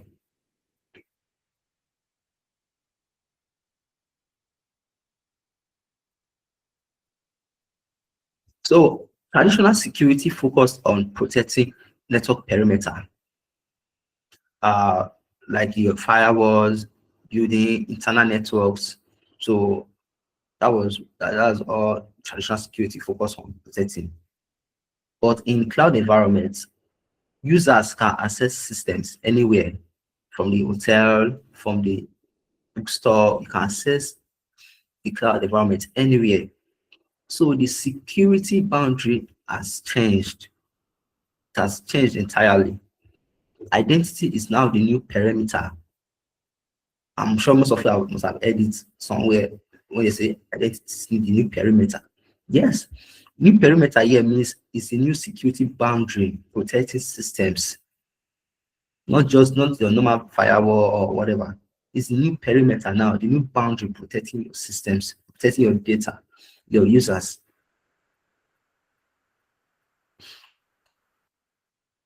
Protecting identity, protecting identities today is more important than protecting buildings. Yes, attackers don't break into buildings anymore. They just log in. They log in and they cause disaster to the company and the organization. So it's high time we know this and we start putting things in place.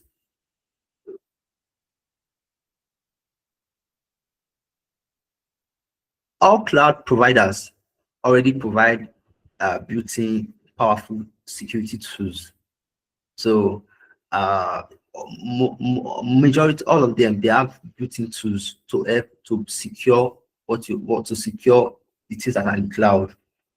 Like Azure provide some of their Azure provide identity protection, monitoring, encryption, and compliance capability. These are some of the built-in security features with Azure to protect you. AWS offers strong identity access management, which is in short IAM. So AWS offers IAM. AWS offers login, network security, and encryption. So the Microsoft 365, they have strong built-in threat protection. They have data loss prevention and multi-factor authentication.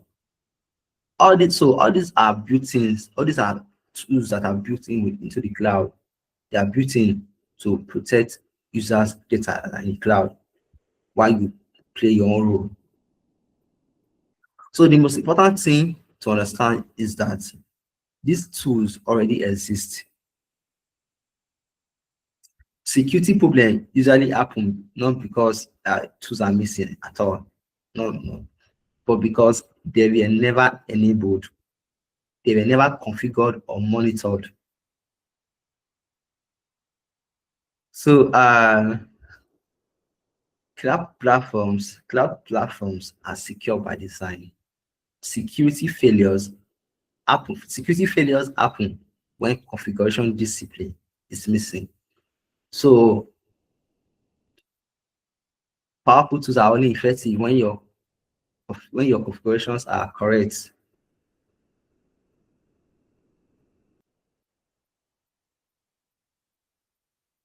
Okay. Across read breach investigation globally, after some investigations like globally, we discovered same patterns appear again and again across so many breaches all over the world. Like from the investigations that were carried out, the same patterns appear again and again. And these patterns that appear again and again, they are not sophisticated attacks. They are not zero-day exploits at all. They are just simple mistakes. Simple mistake like misconfigured storage, excessive permission, missing multi-factor authentication, poor logging, weak identity control. All these are the simple mistakes that cause breaches globally all over the world. Not this not zero-day exploits or any kind of attack anymore. These simple mistakes. If, for example, a company leaves a storage bucket public, no hacking tool is required here, or no malware is required. Just one wrong configuration. So just one wrong configuration setting, and data is out there for exploit by cyber criminals.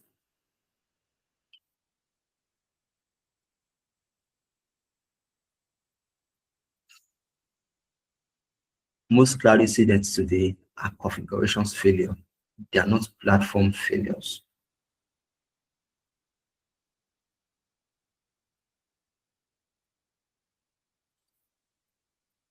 Cloud breaches really happen because attackers are brilliant. No.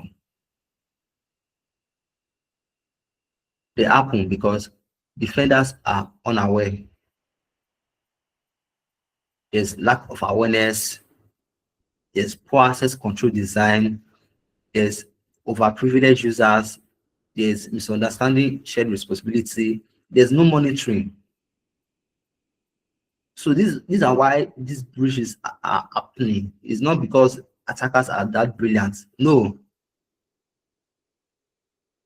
Even many organizations today, they migrate to the cloud before they now start before understanding how cloud security actually works. All this ought to be put in place from the beginning. So technology does not cause most breaches. The misconfigurations and weak identity design does.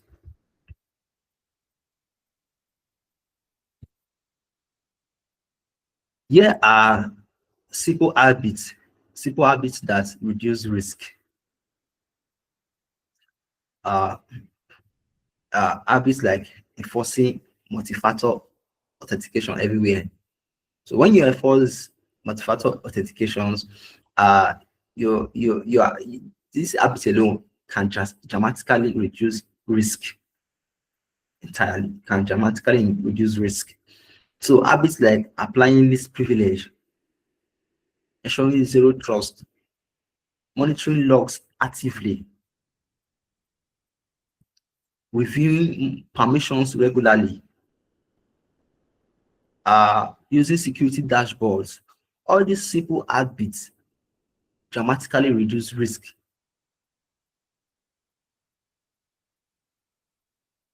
For example, removing unused admin accounts alone can shut down the attack paths immediately.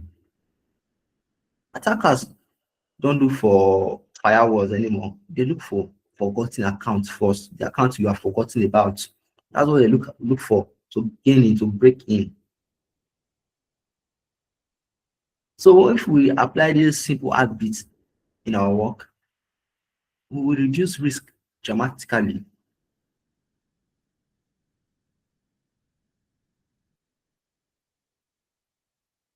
Cloud is not insecure. Your misconfiguration is your cloud platforms are secure by design.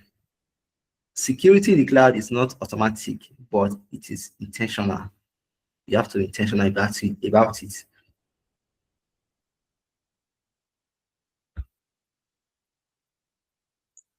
So if you remember only 4 things from this session, please remember this. If you only remember 4 things from this section, please remember this. One, that cloud providers secure the cloud.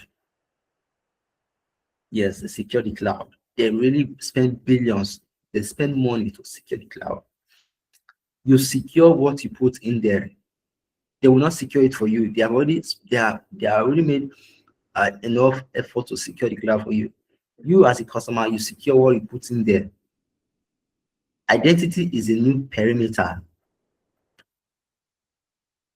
Awareness is your strongest defense. So just this awareness, when you are being aware of configurations you need to put in place, is your strongest defense. So please take notes.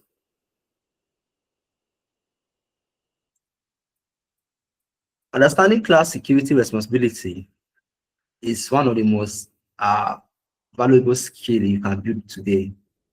Yes, whether you work in IT, security, cloud, or business operations, wherever you work, professionals who understand this early becomes the one organizations and companies trust. So security is not a tool anymore. Security is a mindset. It's a mindset. You have to cultivate it. You have to build it. It's a mindset. So it's one of the most valuable skills you can build today and be valuable globally.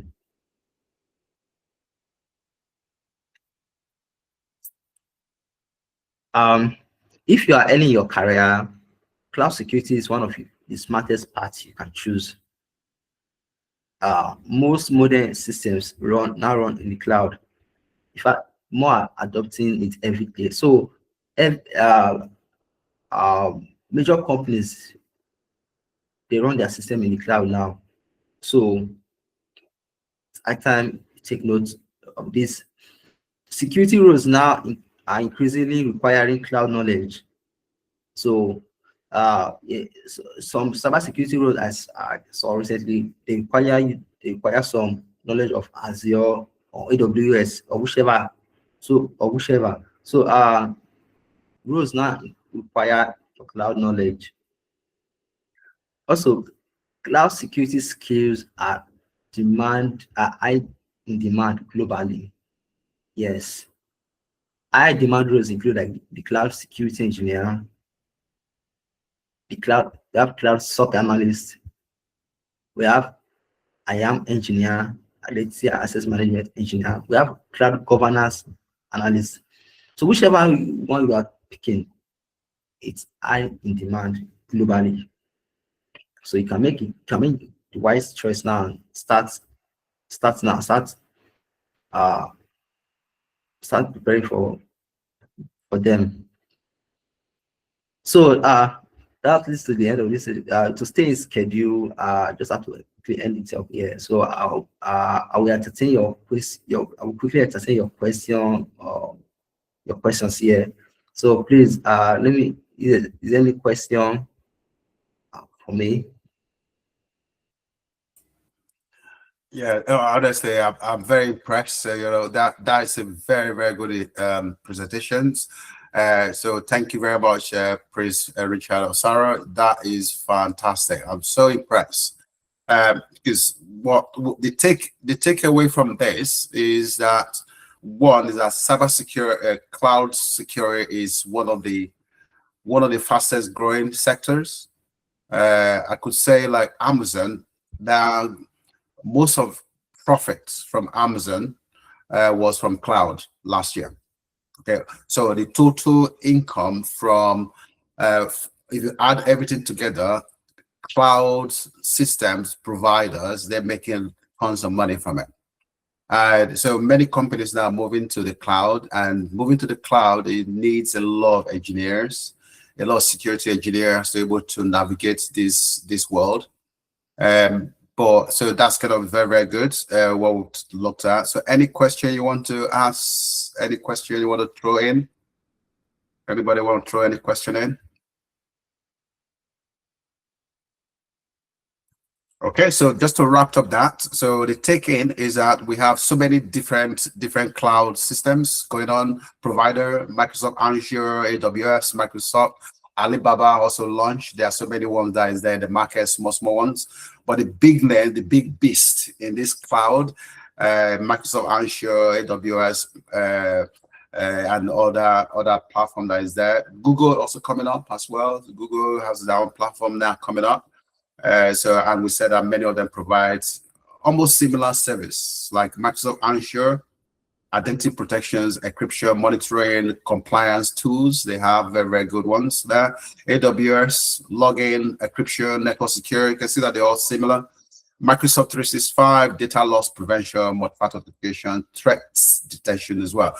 So understanding this concept, it helps to navigate the cloud safety and avoid common misconfigurations and breaches, just like what Prince Richard or Sarah have talked about.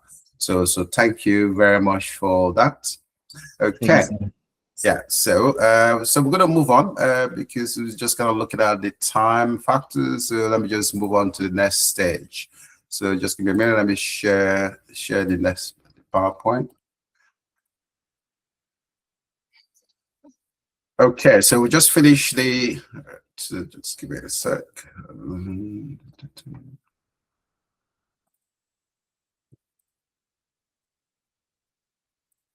So we just finished that session now, so we're moving on to the next session of this. So we're going to look at, so what we're looking at now, we're still talking about questions. Anybody have questions? If not, we'll move on to the next one.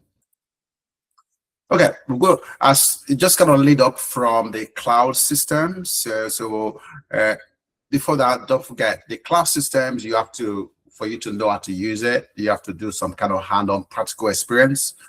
So there's a course we're going to show you guys at the end of today, so you can go and do there are some practical things you can do. You can register for free to use the AWS. I can see how the system works. So we put all the links there in the course that will show you at the end later on today. So this kind of a lead on from what has been discussed about, about identity, access, data protections. This area is very vital for cybersecurity experts. You go into this field, these are your rules. These are the things you need to know. Is access, identity, access, and data protections. Our role is to protect digital assets of companies. You have to protect it. And the way you can be able to protect it is to make sure you have all the controls in place. All the control in place. So in modern security, identity is the new parameters, as said, it's been said by the praise of Sarah there.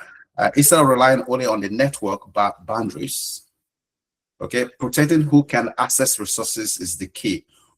Who do we allow to access resources? Okay, who can get access to it, who cannot? This is very, very vital, because if not, if we grant access to everyone, it becomes much more. If one person is compromised, the whole system cannot compromise. So we have to look at who will get access. So even though you're a network, some companies, they work together as a team. So you have the network guys who run the networks. You have the cybersecurity guys, you have software developer. If they have software developer in-house, they're going to work together. So you have to work together to be able to make sure that the network is protected, and we're able to use operating systems or different access control to be able to make sure that we grant access to people who need that access to resources. Okay, so as I said before, you have to know about operating systems. If you go into the fields, you have to know about operating systems. Like Windows Server give you the tools to be able to do that, to be able to manage the network, to be able to grant access, to be able to look at authentications, verify who they are before they log into the system. Authorization, determine who can do what. So there are two things in this area. Authentication is when the system verify who the people are, who is logging in, who is getting access to certain resources. Authorization determine who can do what. So you can have able to divide access control in a way that we're able to grant access to people, but at the same time making sure that they are only allowed to do certain things in the network. So we could have, let's say, a fintech or financial sectors. So for example, somebody will be responsible for creating accounts, but they cannot debit accounts. They can access certain files, they cannot access certain files. They can view the file, but they cannot write to it. They cannot edit it. So you have all these things that you can be able to do. So this area is very, very vital for security reasons. Also, the use of multi-factor authentications, which we'll be talking about over and over again. So it's just kind of adding extra layer to passwords. Okay, so in your real world, you should be doing that anyway. So like if you use social media, you should be able to configure to make sure you have your multi-factor authentications, two-factor authentication turned on. So you have this layer, having this extra layer of beyond password, like a phone code or biometrics, making it much harder for attackers to gain access. So like my laptop, I have fingerprints on my laptop. Okay, so I use my fingerprint to be able to log in further. They ask me for my password, they have my PIN code. So my laptop have 3 levels, 3 extra layers of security. So if someone take my laptop, it's going to be very hard for them to break into it because I have my password, PIN code, and biometric fingerprint before I can log into my, and even though I logged in, I still need extra layer. All my data, everything is encrypted. So I have to put the key to be able to unlock my data on my laptop because I store a lot of sensitive things I do for, for other security services and organizations kind of there in my laptop. So I have to log them because some of them I don't want people to see it. Okay, so this is very vital. Also, the least privilege. It means giving user only the asset they need to perform their job. No more, no less. This kind of limit the damage to accounts if account is compromised. So for example, I could give a privilege to accounts department. The account department they can only credit, okay, they can only do certain things there. Okay, so they can only, for example, it could be that they can only debit accounts, or they can only run maybe send payments and so on and so forth. So that's the only thing they can do. Okay, so I can do that. Then other people could, let's say in the sales departments, they cannot see the account departments software. So I kind of break it down into different sections, what they can do, what they cannot do. That making it like in school or universities, they break it down into so the university student can only see their courses and so on. They cannot look at their admin and so on and so on. So you have to do that. These kind of things are very, very vast. So it's kind of least privilege is giving user access to the things they need to do their job. No, nothing less than that. You might say, okay, how will I do that in a cybersecurity or network engineer? Well, you can do that using the software. So there are softwares. Most of the software they use, they have that built into it, or the operating system can enable you to do that.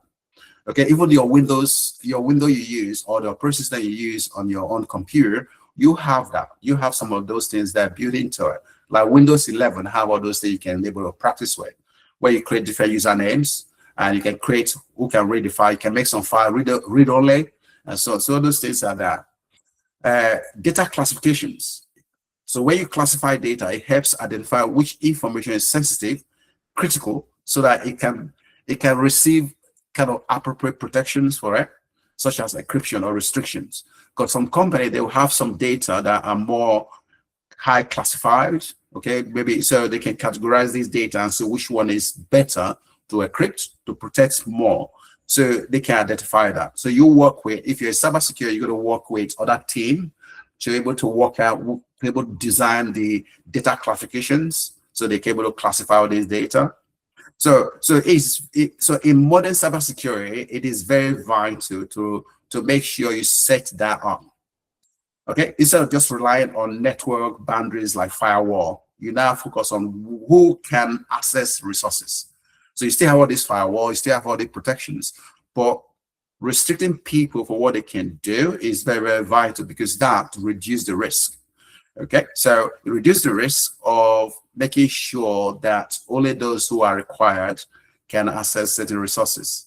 So for example, okay, you could be able to, let's say a cloud system, we're talking about a cloud system already. Okay, in the cloud system, you can identify resources and who should access what, okay, in the cloud. Okay, and so it is very, very, so data classifications can be one, it could be public, okay, public, internal, confidential. So if it is a public data, okay, so it can be generally shared. General sharing of these data can be allowed, so everybody can share. If it's internal data, it can be restricted to only employee can able to access those data. If it's confidential data, they have to be encrypted, limited access to those only who can able to do it. Okay, so that's kind of how it will work. They can also create, some company will create access policy. So they will create a document called access policy. So it will define user role, what they should, their role are in the company, what they should access. Okay, like they assign access based on privilege, on least privilege to them. They will suggest MFA, okay, and protection measures on sensitive data in that document. So that document become a access policy. They will design that. So so that kind of way it can help. It can help to reduce the risk of, so if one person is compromised, it doesn't affect the whole system. So let's say, for example, if I use social engineering to able to talk to a particular staff in the company and able to persuade that staff, okay, to give me his login details. I'll give you an example. I could ring a company if I've done all my intelligent gathering about the company. So I've done that. I want to attack this company. The first thing I'm going to do is to collect intelligence about this company. I'll go to their website, look at how their website works, look at who is the managing director, who are the staff that works there. I collect all those informations, open source intelligent gathering. I've done all that. I know somebody's name of the staff that works there. I call, I know that maybe they don't maintain their network by themselves, which I found out in my research. And I found out that company, there's a third-party company that comes into the company to maintain their network for them or to repair their computers. I said, okay, that's great. So I couldn't phone them. For the company, I said, well, I'm calling from XX services. We are the people who maintain your network. Kind of, yeah, that's kind of social engineering. And I'm able to persuade, say, look, we're trying to reset your network. This is and I blag it.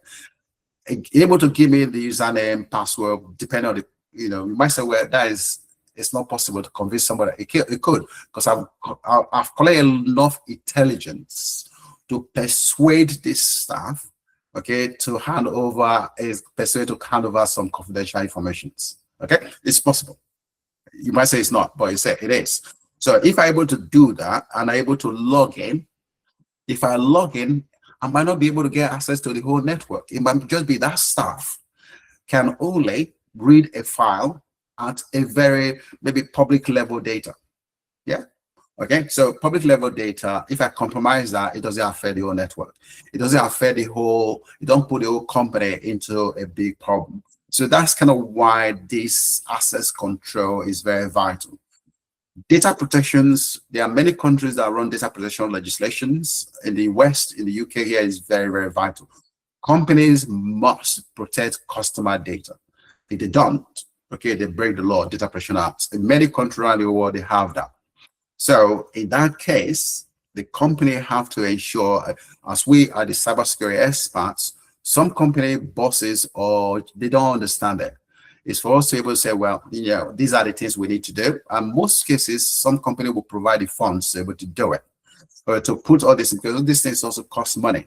Okay, so you're going to put multi-factor authentication, you want to put biometric systems in place as security login, you're going to cost money. Okay, so some of them might not cost money at all because it's already built into the software. So if they're using Windows Server or they're using even cloud system, it's already built into the cloud system as well as security. So probably they'll have to hire a cloud security engineers to make sure all the configurations, all the authentications are correct and accurate. So that's kind of what will happen in this area, is making sure that companies are securing their data. And we as a cybersecurity expert to ensure that the company have the tools in place and able to classify their data and able to look at which data is confidential so that we can encrypt it. Now, encryption software they are built into operating systems.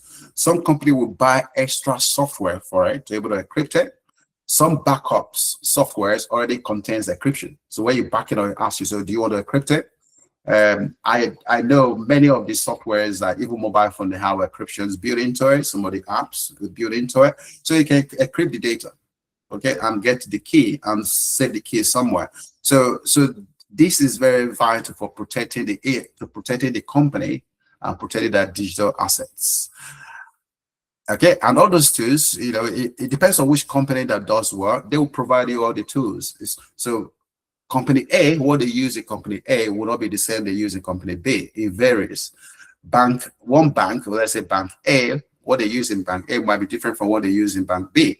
That's kind of how it is. But sometimes they might use the same operating systems. They might most of them use Windows now, Windows Server, or they use cloud. Even though you use cloud systems, okay, some cases, some of them will rent their own server, so they go run their own operating system. So it depends, it varies.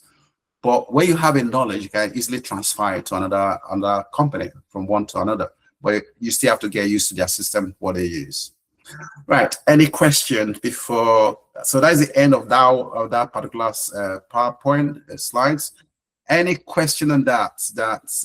Thank you very much. Any question anybody want to ask before we keep going? Stuff.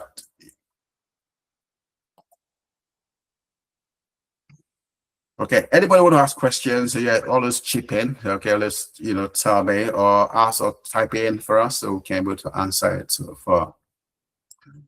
Okay. Let's move on then. So we're going to look at AI today. So we're going to hopefully we should be able to finish on time. So, because there are a lot of things that we can talk about today. So we're going to look at AI security and responsible AI. Everybody's talking about AI now around the world. one of the things I always say about AI is that it's already here. So you either embrace it or you're going to be left behind. That's kind of how it is. You're going to embrace it or you're left behind. So we're going to look at how AI works. We're going to look at the generative AI, and we're going to look at some of the risk, okay, involved in that, and also the bias. And so we have to understand the whole broad. We have a lot of courses on AI on our website already, which we've developed. And we're also trying to put more advanced one for programming, so you can be able to develop your own AI tools. So that is the next step we're trying to look at. So what is AI? Artificial intelligence has been here for a very long time. People don't understand it. It's been here for a very, very long time. It's just that it's now people taking notice of it, right? Taking notice.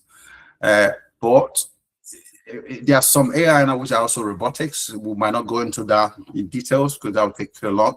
We're going to look at also robotics AI, which is also there. But we're going to mostly concentrate on the generative AI. AI include generative, refer to the system. So what is AI? It refers to the system that can learn, it can reason, it can generate contents such as text, images, videos, codes. Okay, it can generate it. Okay, so I can tell the AI, say, look, I want to generate a programming code. Okay, and what programming language will I use? I'll tell it to use this programming language to do it, and it will do it for me. As far as I understand what I'm doing, I can go through the code, it becomes more quicker for me to do.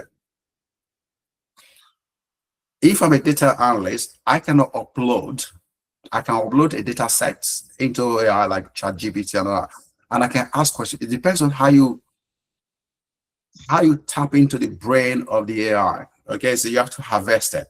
Some people don't know how to harvest it, so you have to harvest the AI. So you can do that. You can tell the AI, say, look, this is my data set. I want you to create a graph, pie charts, different graph, and I want you to analyze profit margin, these are, and you have to tell it, and it will do it for you. It saved me a lot of time. Because I was talking to a group of graduates about undergraduate about using AI to enhance their work in data analytics, but at the same time, we're going to look at some of the ethics and data breach.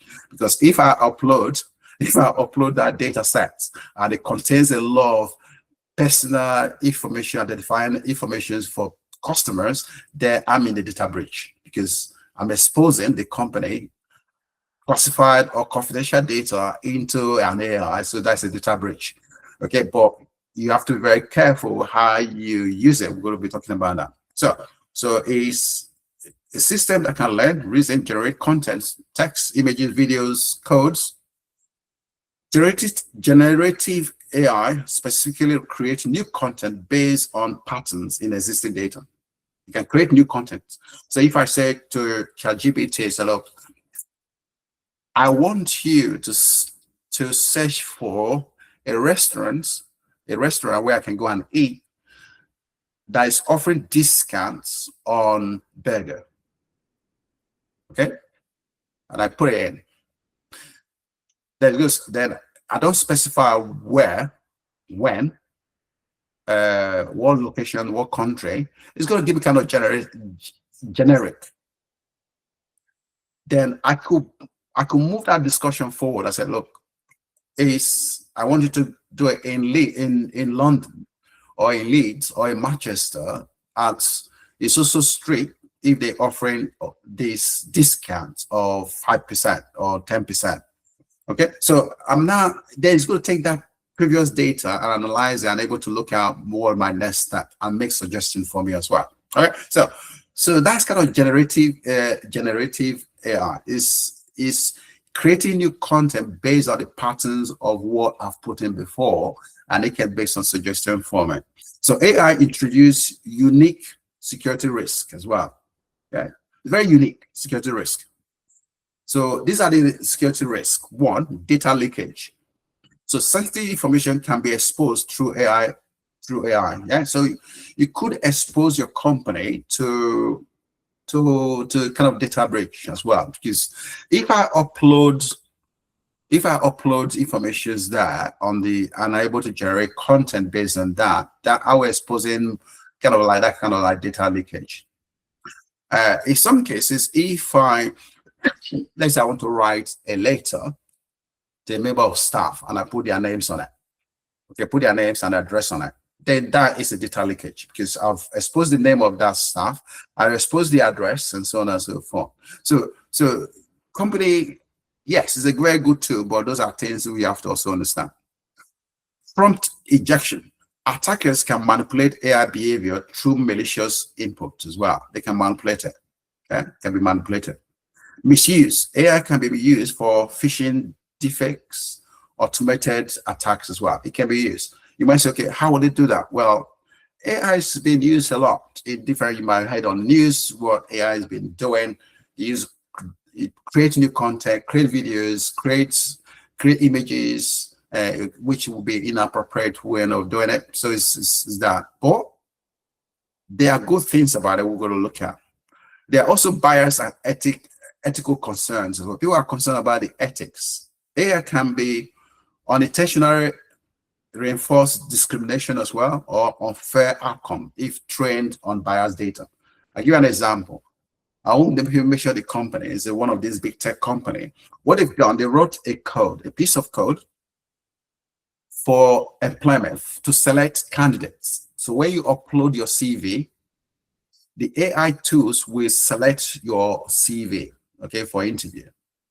Okay, so it's being used now in the West, and many companies are using that. Around the world, it's going to be there's going to be things that people will use to recruit people. So you have to be aware of that.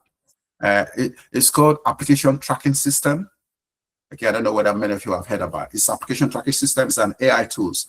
Okay, so the application tracking system is an AI tools where company now use, so that when you apply for a job, you upload your CV online. The software will take charge of your CV and scan it.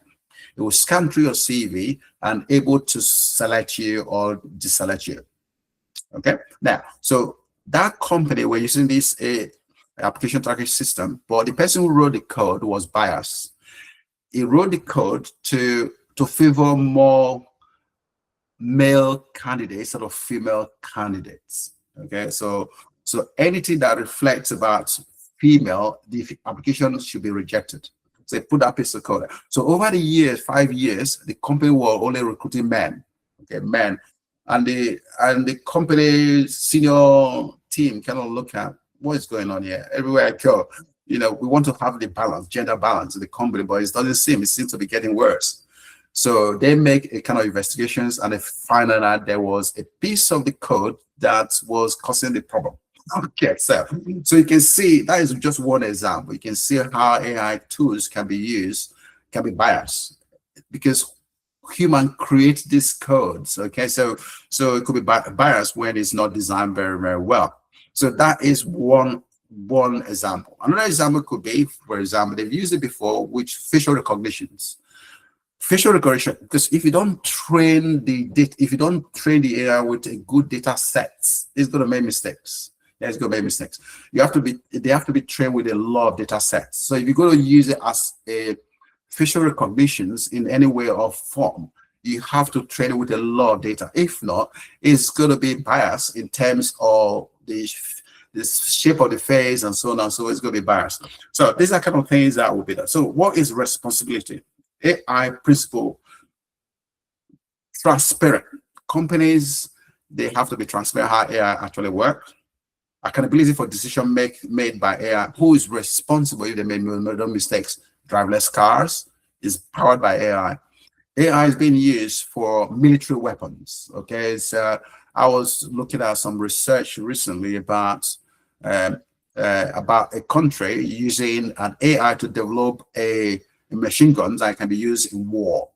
Okay, it shoots accurately, and the bullet can be able to fly. And as the person running away, whether running left or right, the bullet is going to follow the person. It's not straight anymore. It just can be it can navigate the bullet as it's going. So you can see how AI is being used to deployment in military weapons and so on. Privacy and sensitivity of data as well is another, things that people can look at. Fairness, okay, as well. Now, so how do we use AI tools? That is the thing. How do we use it? In cybersecurity, we can use AI responsibly one, we can use it to able to search for, maybe you want to do some intelligent gathering, you can do that. You can able to use it. You're able to do that. You want to use it to create a batch files. I'll show you one in a minute. So this one, I don't know what I can see in my screen. So let me just see what I can open these documents.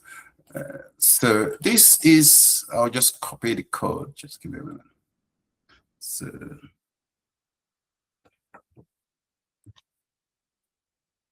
okay, so maybe you might see that. So I'll make it a bit bigger so you can see it on that. So this is a virus.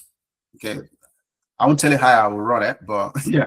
So this code here, this is a piece of code I generated, and I was doing some research on that, and I said, well, you know what? But I want to see whether I can harvest the CPU of a server and overclock it, because you can overclock CPU or underclock it, but you have to do it like kind of manually. But I want to do it so I can use a piece of software to overclock it. So then it's going to run out of power and it's going to run dry. I'll just run it dry. So that's all right. You know what? I'm going to research that. And I look at so many codes and so on. I couldn't find any. And I was doing a lot of research, deep research, and I'm able to figure out how I can be able to do that. Okay, with the help of that. And this is the code I got. This is the code I got. I'm able to study this code very well. I'm able to test it. So I can use that code and I can make it into a batch file. If I set it, if I change it to, if I save it as a batch file, okay, a batch file, and I run it or send it to a server and I mistakenly download it and run it, it will eat up the memory and the CPU speed, and it will cause the CPU to crash. Okay, the CPU can crash. Now you might say, okay, so why did I use that? Well, it doesn't cause damage, but it just got to overclock. It's got to overclock the speed of the CPU and the memory of the server or any computer. Then what it's going to do is going to crack. It's just going to fail. But I can use it as well to test my malware antivirus software in the systems to see whether it can able to detect this particular malware. Yeah, so it can able to detect it. It doesn't cause havoc, but it causes disruptions of the server. So you can say, so I can use it as a pen testing tools as well. So it speed up because what they want, what my company want, they want to see whether we can overclock our server and see whether we can force it to shut down somewhere. So we have to do a lot of research to be able to do that. We're able to do it, but at the same time, we're able to stop it as well. So if somebody want to do it for our systems, it will fail because our tools that we build in place can detect this. So nobody can overclock it. Well, not yet. Yeah. So you can see how these things all those kind of tools can be used to be able to help you speed up a lot of things that you want to do. Okay, you can also use it, a lot of things that you can use it to generate some codes you want to use for Kali Linux codes that you want to use, a batch file that you want to a batch file that you want to use, or you want to generate some script that you want to use to be able to do your pen testing. You want to use to generate IMAP, yeah, Nmap, sorry, not Nmap code that you can use to able to test some system or a server. So those things are there that you can easily use. So a lot of tools there. So there's a course which I've developed as well. I developed that particular course for the organizations. Is the use of AI tools, okay, in SOC. So it's there which I've developed that. Right, so that's kind of where we're going to stop. It's just kind of introduction to AI. AI is here to stay. We have to look at how do we harvest it. How do we harvest the power of it? And harvesting the power of AI in cybersecurity and also is very, very vital for us. It makes things faster. It makes things to work very smoothly. You can be able to develop a lot. You could develop some malware that you can use as a pen tester, because you have to have a lot of tools to be able to do your work, and AI helps to do that. So we're going to stop there because we're talking about time. So I'll make sure that we are just in line with the time structure. Any question anybody want to ask about that before we move to the next one?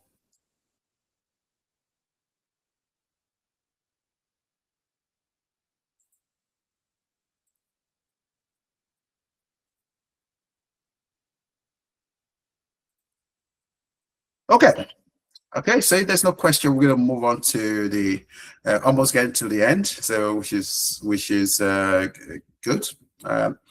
Okay, so what are the security practices that we need to do as a cybersecurity expert if you go into this field? As I said earlier before, if you want to go into this field, it doesn't matter. Everybody in the company, cybersecurity awareness is the work of everyone.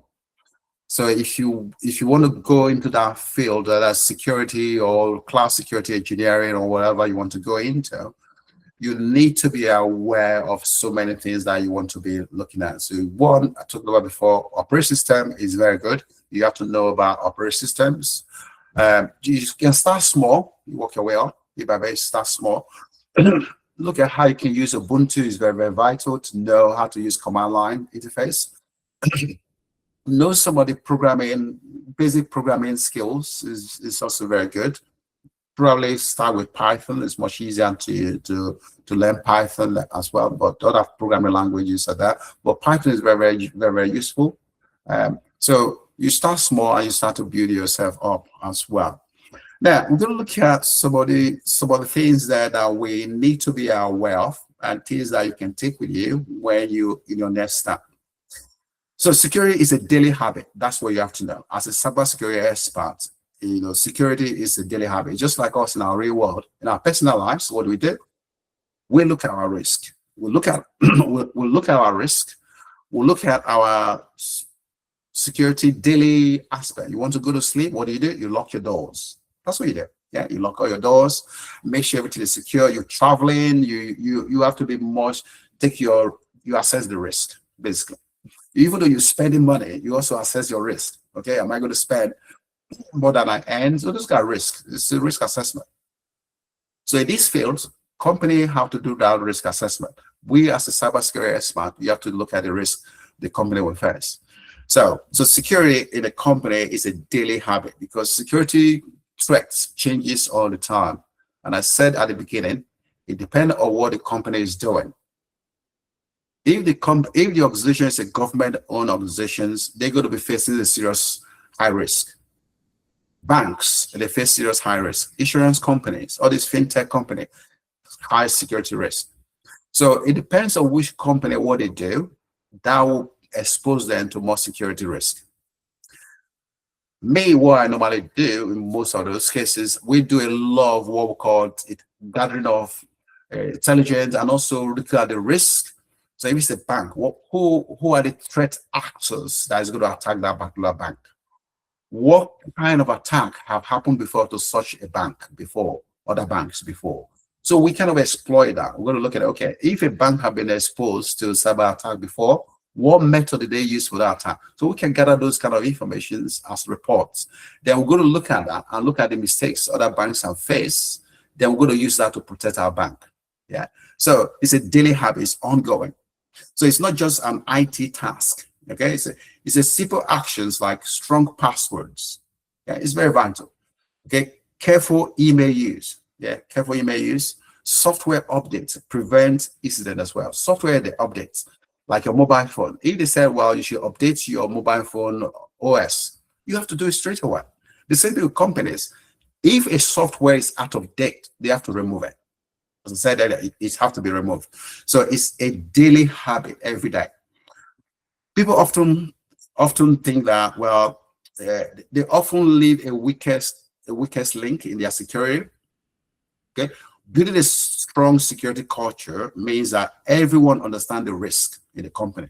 Everyone have to understand the risk, okay, and act responsibly.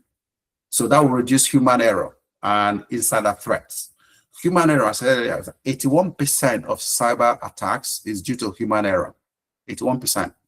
So some people will say, oh, I will get some, so sometimes my relatives or that or friends, they say, oh, they just hack into my social media or they hack into my WhatsApp or whatever. Well, what are you on about? Because it's your mistakes. Because how would they do that? Yeah, they would do that in many ways. There's no way on earth that somebody's going to just kind of find ways to hack into your system. They're going to, but it's the way you design your security. The way company design their security, that's kind of make it easier okay, for people to able to get in. Okay, so building a strong security company just means that everybody should understand the risk and act on it and reduce human error. Training of the staff, reduce that. Okay, and so on. Insider threats as well. Somebody is inside the company could pose a serious threat. The company have to ensure that those staff are well looked after and they are well cared and they are respected as well. So that's very vital. Incident reporting. How do they report incident in the company? So reporting incident in the company is very vital. So they have to report those incidents so that if they can find a way of reporting incident, it become much easier for them to be able to solve it. Okay, so loss of devices, if they lose their devices, if they lose their maybe their sign-in password or they can reset all those things, all those, it helps to stop attack. I'll give you an example. There's a company that they have a building, and that building they have to have a swipe. You have to swipe into a card to swipe in to get into the building. Okay? And in that building, about 10-story building, they have different companies, different floors. Okay, and one company in the third floor was targeted, but they can't break into their system, so they want somebody to, they call it intrusion, but they want somebody to go inside the company. So what happened is that this organized criminal, they stand outside to wait for somebody to swipe, open the door. So he opened the door and the guy posted, "Look, I just forgot my swipe. I'm sorry. I work in the social company upstairs." So, and they just, "Oh yeah, you can just come in. You just come in." You allow these persons to get into the building, okay, without asking any question. If that staff is being trained properly, say, "Look, you cannot allow." So you know, security is. They have to be security cautious. Nobody get into the building if you forget your cards. You have to wait. You have to ring in. And they have to, have to let you know. Nobody get into the building if you don't have a swipe card or you don't have, so that's kind of how it should work. But they were allowed in, and this person put what we call a keylogger software. A keylogger software is a piece of software that will able to, any key you type on your keyboard, anything it stores it in this device. Okay, and it stores it. And it was implanted, and that's kind of how they get into their system.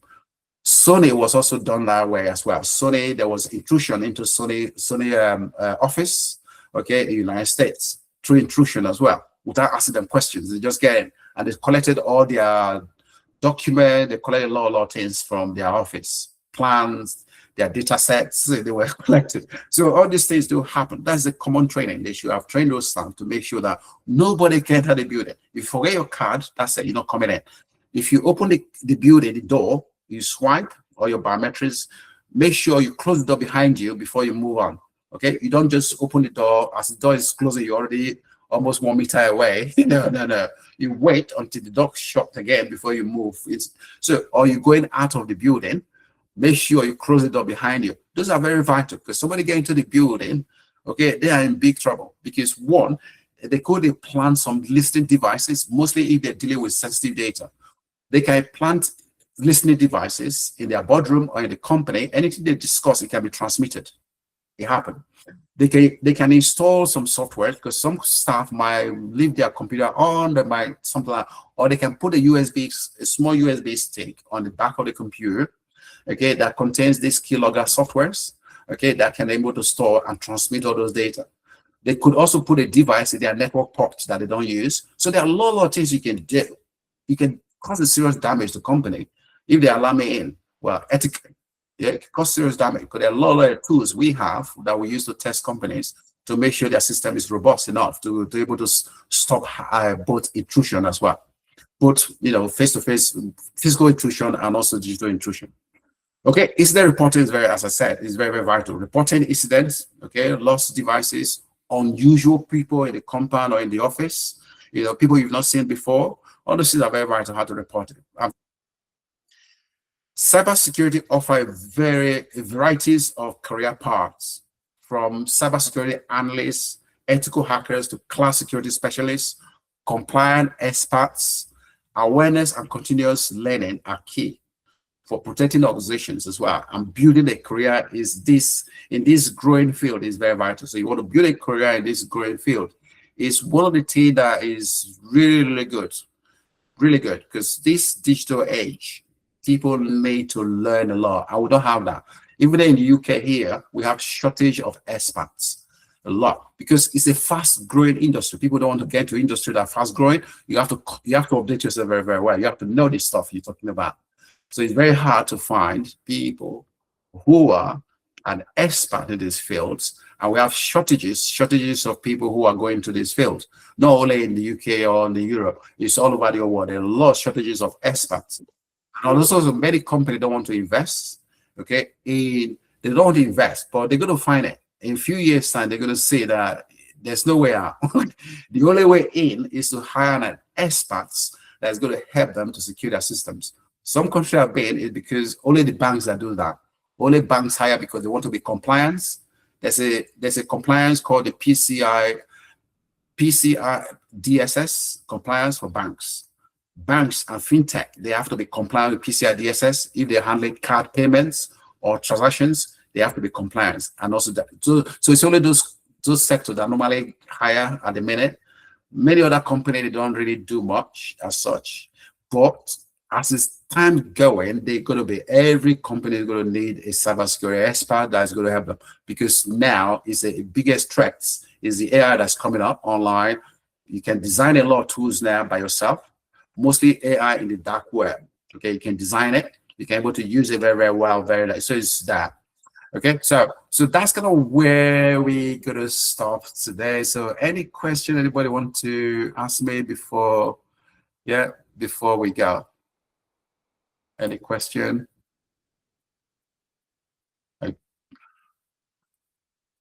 Okay, so I'll leave you there to ask me questions about maybe your career or something you want to do or something like that. That would be great. Okay, so before that, after that, I'm going to show you the links to the the trainings that is be designed for this particular section. So like in your own time, you can go and finish that course and you get a certificate for today's section as well. So I'll show you in a minute. So I'm just waiting if anybody want to ask questions or not.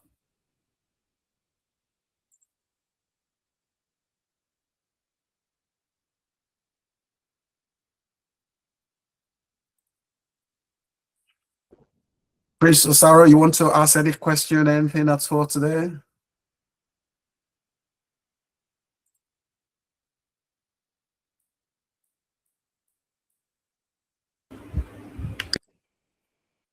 Am I sorry? Okay. Am I audible? Sorry, am I audible? Yes, you are. Yeah. Okay. Thank you so much for those impactful sessions. Like I really learned a lot. I took a lot of notes. Like, so amazing. Thank you so much for those sessions, for those lectures. For now, I don't have questions, but I just took some notes and yeah. Thank you so much, sir. Thank you so much. Anybody else want to ask a question or add to it? I do know it's a full pack one. It's very packed. We're just very conscious about time. Many of you have a lot of things to do, so we don't want to overwork everyone. But I mean, is cybersecurity technology is everyday thing. It's fast moving pace. So if you want to really get into it, you have to learn. You have to keep on learning, even myself. I still keep learning all the time. All the time as well. And if you want to explore anything, there are a lot of courses in our website that you can go and do. Create a website about the dark web, how it works, and some people don't understand. So we're going to dark web is a crime. No, it's not. Going to the dark web is not a crime. It's what you do that, okay, that constitutes a crime. And so I use it as a tool for intelligent gathering as well. So a lot of things that I can go and do. Also join some groups there whereby I can collect intelligence that can help companies to secure their system better. So there are a lot of things there. So there are a lot of things you can learn. Talking about Ubuntu as well, we're talking about Kali Linux. They're very vital. You should know those kind of tools there. There are a lot of tools that you can use to be able to do that. Whether you're data analyst or software developer or cloud engineers, it doesn't really matter. AI and cybersecurity is the key for you to be able to help you in your career. Not only that, in today's world where you're looking for a job, you need to show in your CV that you belong to a professional organizations. Companies are aware now that when people join professional organizations, it means that they are up to date with the latest trend and threats, or latest trend and patterns in their profession. So they know that they are up to date. So that makes them much more confident. So it's one of the things that people don't understand, that if you are moving to technology, you should be belonging to a professional organizations. It's very vital for your CV. It look good in your CV. Not only that, it's good for application tracking system. It's a software tools that is used to select candidates. Now it's very good for it. Okay, and many companies around the world now, mostly big companies now, they are using they are using these tools. So people don't understand as oh well, yeah. But not only that, we offer that, we also offer advice, interview advice, and also CV advice, how you can able to do that. Okay, and so on and so forth. So I'm going to just show you the course we've developed for you before we start going. So if you I don't know whether people can see that. Can you see it? Yeah. So here, when you logged in, I'll show you so the link is there. When you log in there, you will see it's just here. So developer there is there. It's at the top. I put it at the top. So here, you just click on it. But you have to log in. So when you click on it, it will show you. So you start the course. Once you log in, so the course is free for you. You go there. There are different modules we created for you. Okay, so it's from module 1 to module 5, and you got the final assessment there. When you finish that, then you will able to download the certificate that has been designed for you as well. So it's all there. It covers everything we talked about today. Everything is covered. Okay, to the cloud, but there's more practical on it. There are practical things you can do there, how to sign into cloud, how to create new accounts, some hands-on, some practical assessment that you can do. Okay, some hands-on roles. There are a lot of things we put there too, and also some assessment there as well. Okay, so if you've done that, you're able to get the certificate as well for today's session. So it's all that. Now, for you to able to get access to that, you need to. So I'm going to put it on the on here. So just give me a minute. Let me load it up. So for you to able to log into it for free, okay, so it's here. So this is is here for you to log in. So where you log into when you go to our website, you will see, you go to membership menu, that you select student. Okay, it depends on what you want to. If you're already beginner of going to tech, you can join as a student.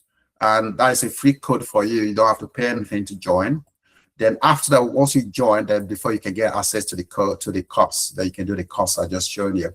So that is there for you to look at. Okay, so please take this opportunity to do that, because it's free for you. If you need more help, you can email us.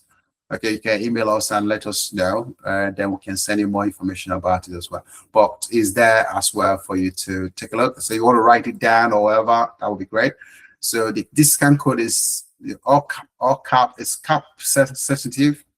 It's cap sensitive as well. So if you want to write it down, that would be great. So that is okay. So when you logged in, when you want to start the course, it might ask you for you to pay. There you go to the corner, you ask you to enter the discount code. You enter the discount code, is set it to 0. Once you register, that you can get access to the training, which is /training-courses. There's the top one. Okay, so any question anybody want to ask today? Any question at all before we round it up?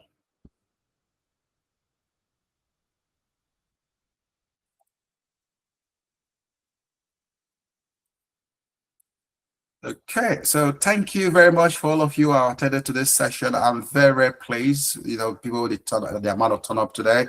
So thank you all.